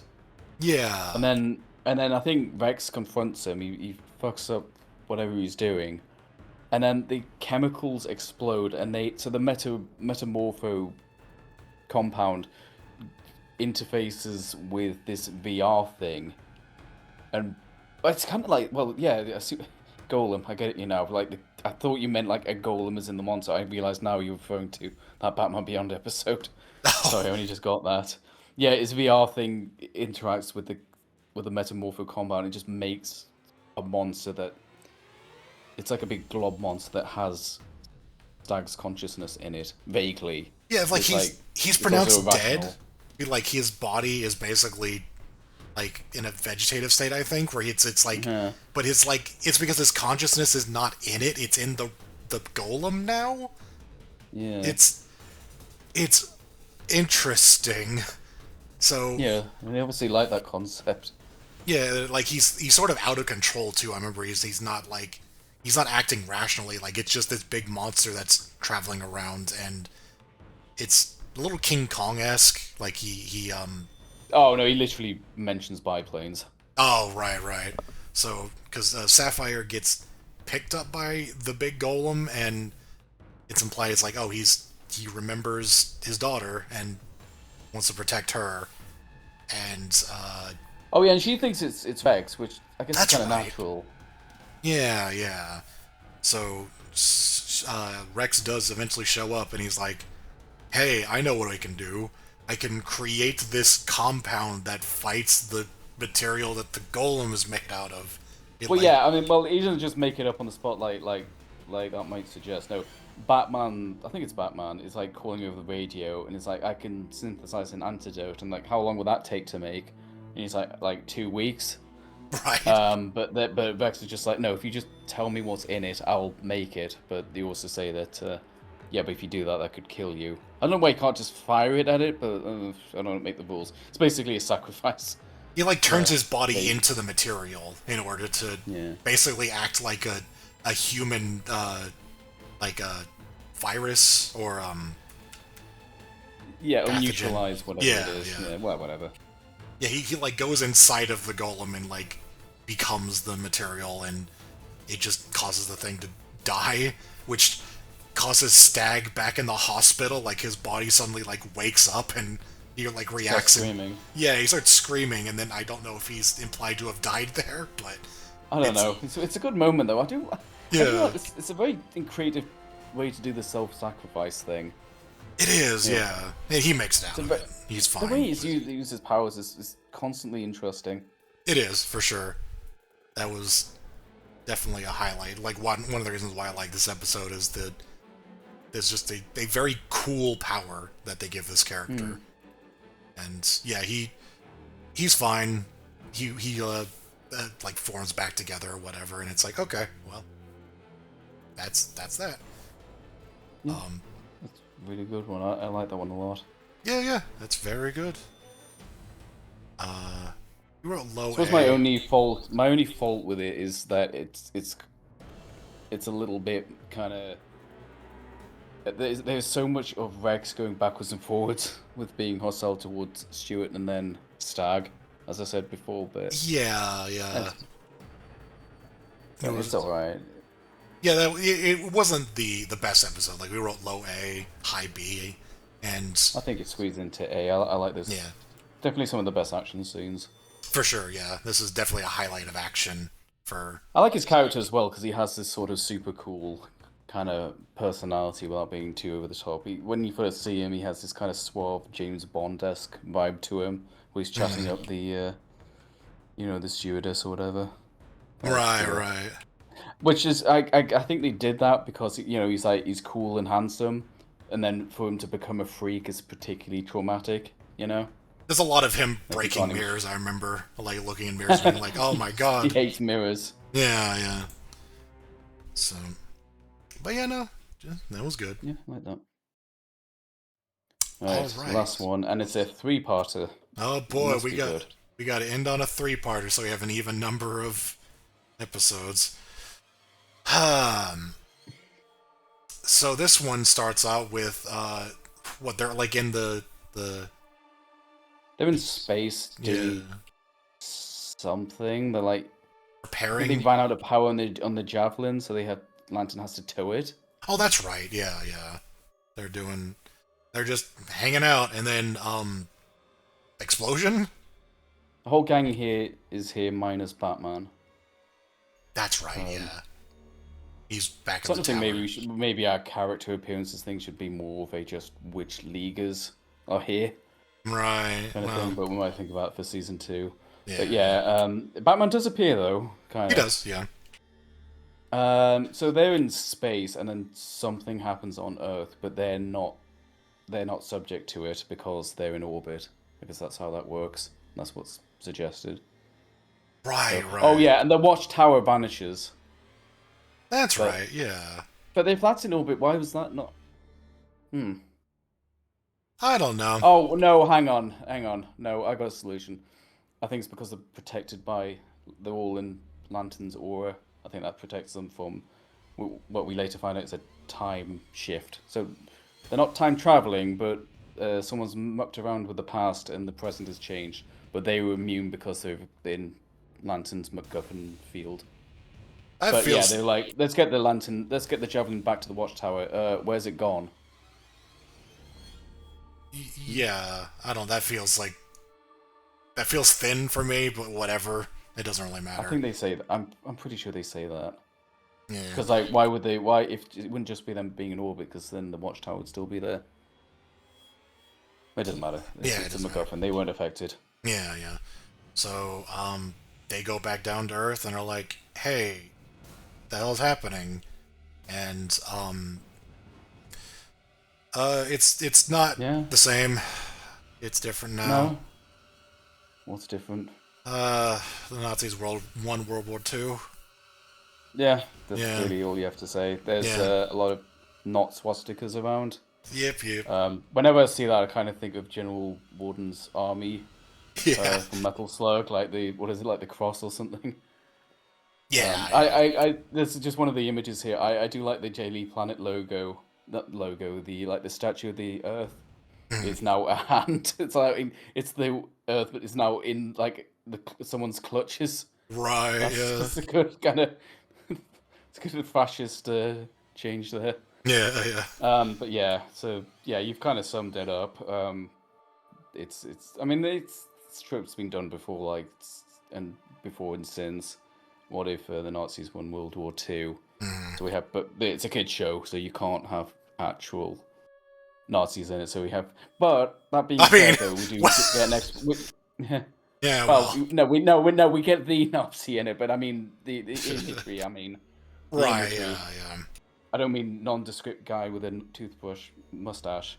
Um, but they do actually have like an in-world explanation as to why it's not like an actual swastika, why there is a new logo. No. I'm talking this like the old format. I might as well just say now. Yeah. The guy responsible is an immortal guy. He was actually a caveman when he became immortal. Called Vandal Savage. Vandal Savage. Yeah. So he's like his logo, I suppose you say, is like a was like sort of an inverted. I was going to say inverted S. It's only inverted in some images because they just mirrored it, but it's an S. His logo is an S. S Yeah. is Savage. Savage. It's So S for he's Superman obviously because messing he's around. obviously the alternate Superman. Ironic. Wait, hold on. But yeah, no. Yeah, they get chased into like like what like is it? It's not military, but it's. No, I think it is The military. underground, like the resistance. Yeah. They get chased into a place where that universe's Batman is leading a resistance.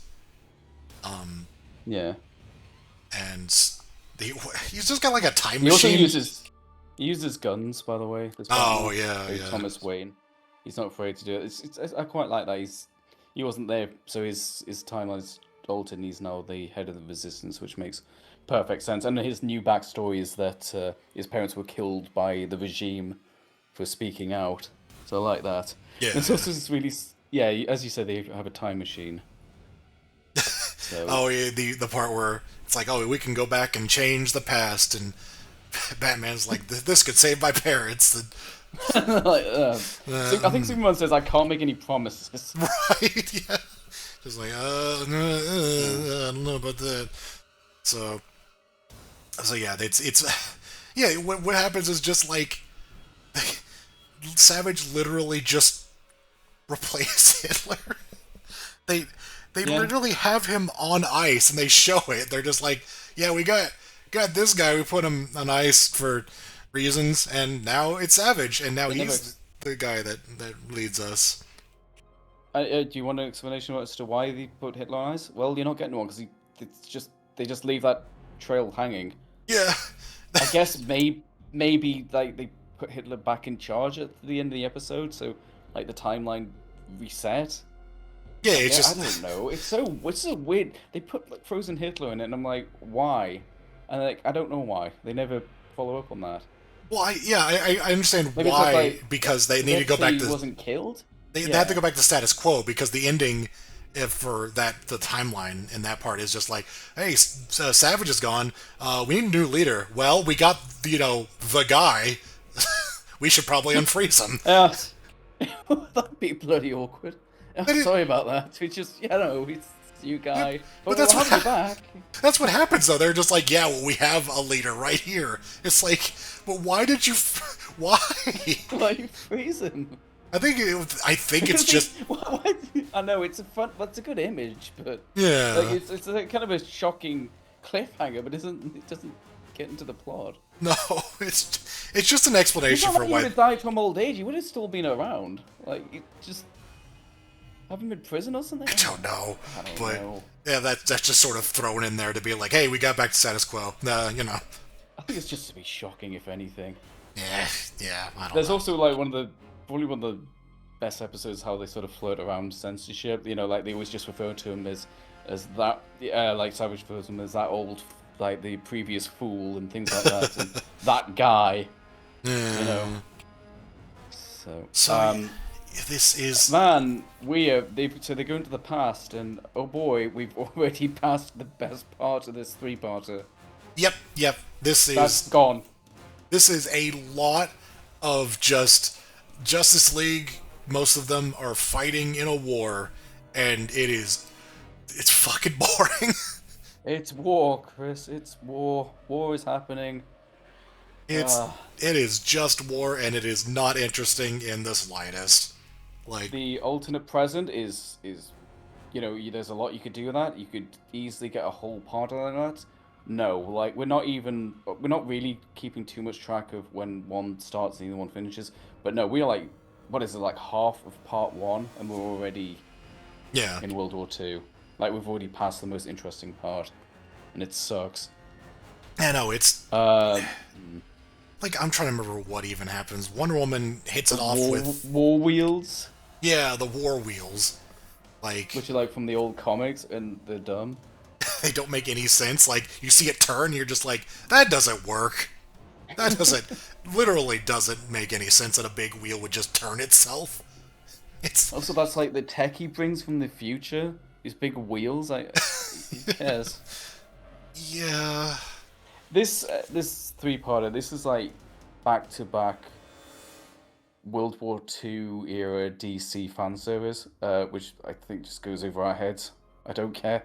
Yeah, Like, I'm sure for these are sure. all established characters, but I don't care. Yeah, there's like a not Steve Rogers guy or what is it? Like it's just some agent or something like U.S. agent. Steve Who, Trevor, I think his name oh is. yeah, they're I both think. Steves. That's it. Just reminded Yeah. me of him because like the ending is like Wonder Woman does a lot of stuff with him to help him out, That's and her origin, by the way, in the comics. Like, in World War II. She oh, met him. That's how she left Themyscira. So he is important, like in the okay, lore, but that's not enough to make me care about this episode. So yeah, she's kind of getting her origins kind of here in a weird way, right, like a retelling.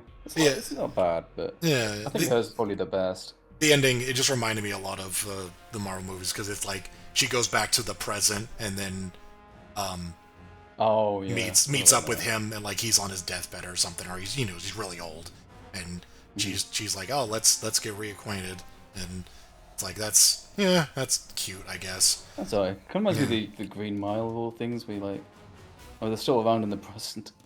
um Uh, God Oh, Savage so what's plot everyone doing? The Lantern, because obviously he's so he very conveniently loses his power for some bullshit reason. I don't. Who knows? it's just the ring wasn't So he's charged forced. right like the ring has to charge so Yeah, I think it just fair enough. stopped was yeah Oh, he was just towing the javelin. So I think that's what yeah they say. But yeah. So his plot is that he doesn't have his powers, but he's a former Marine, so he just fights alongside a squadron. Um, I remember like one of the guys was the same the voice actor from the guy from Silence of the Lambs. So every time he speaks, I just started laughing. Put the Russian in the fucking basket. You know, um, he's like so Lantern's thing is just like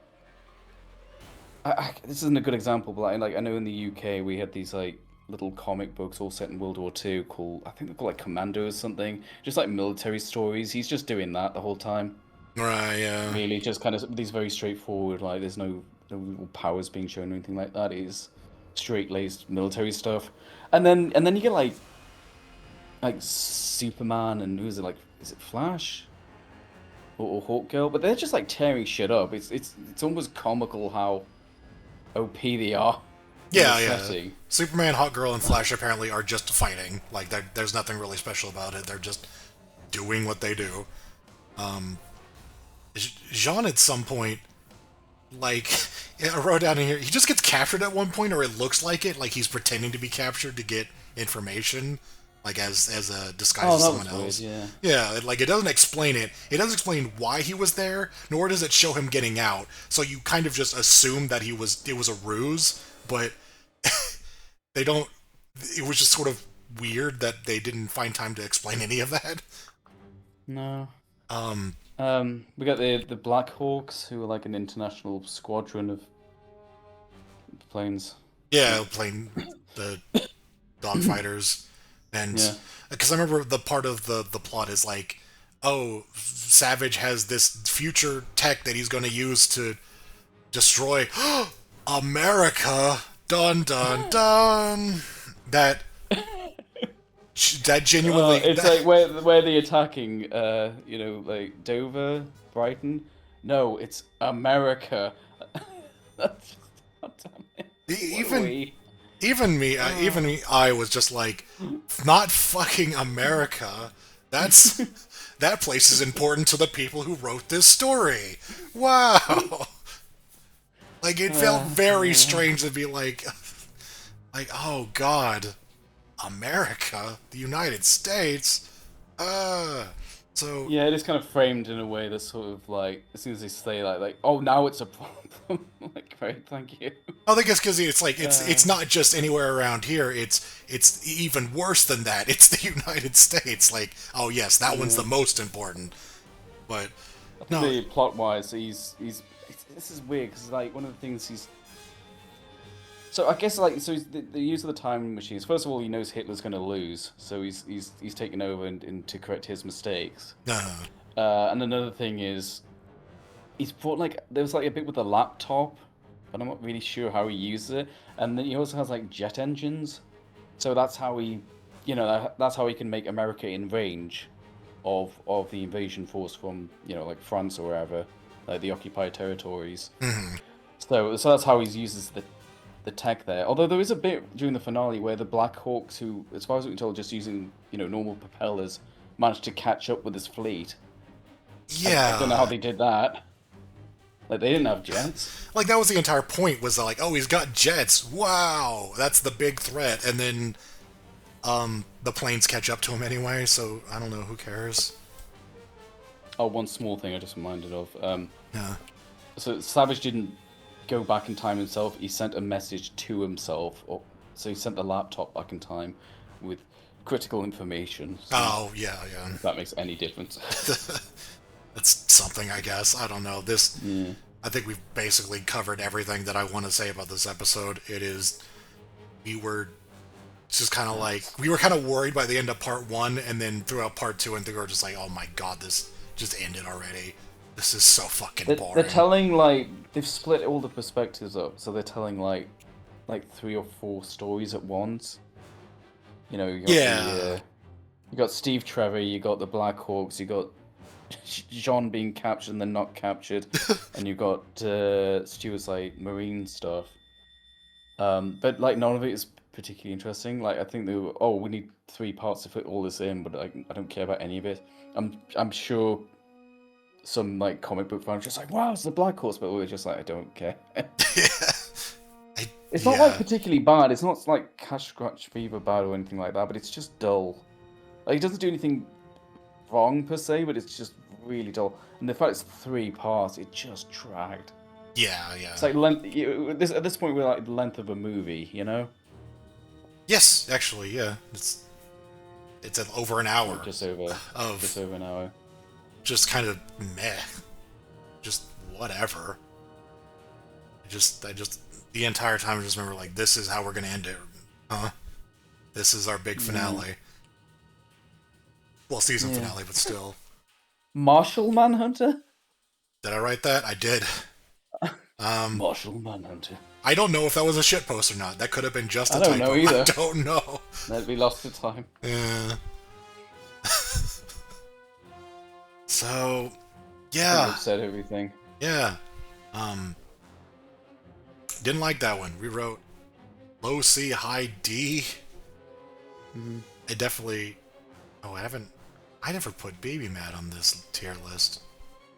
Well, it doesn't matter right now because It's not well. it's not going let's on hope there. we don't need that. Let's hope we don't need that. That's fucking So the hope. day where you have to add it. That's still D though. It's not. It's definitely not Baby Mad. No, It's but just dull, but it's not particularly bad. we didn't even. Yeah, we Man, didn't. that altered present thing sure was interesting. It would be nice to see more of it. Yeah, that's wild. That's the best part. That's even the part I used for the thumbnail, but that is not what a majority of that episode is, or those episodes. Huh. It's Yeah. nearly an hour's worth of just I don't care. Yeah. So yeah, unfortunately, we ended the season on the weakest three-parter, multi-parter.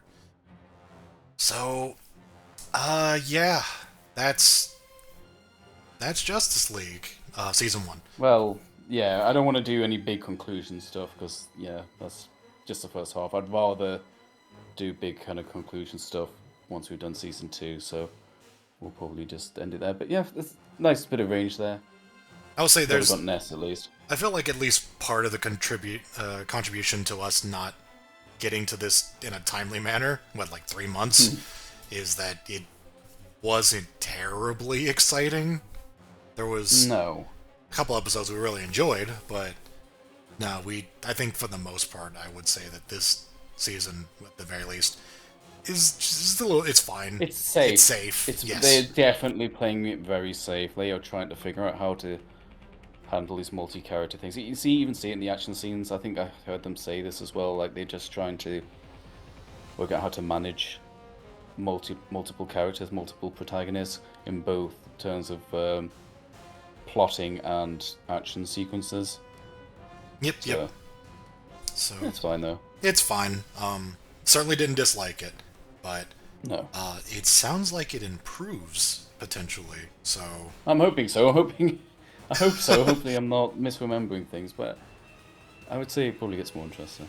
I imagine they get more confident from here on out, so they'll probably do some more creative things. Well, if I had to guess, becomes younger, so get rid of his bags. In his eyes. Right, yeah, he gets some sleep.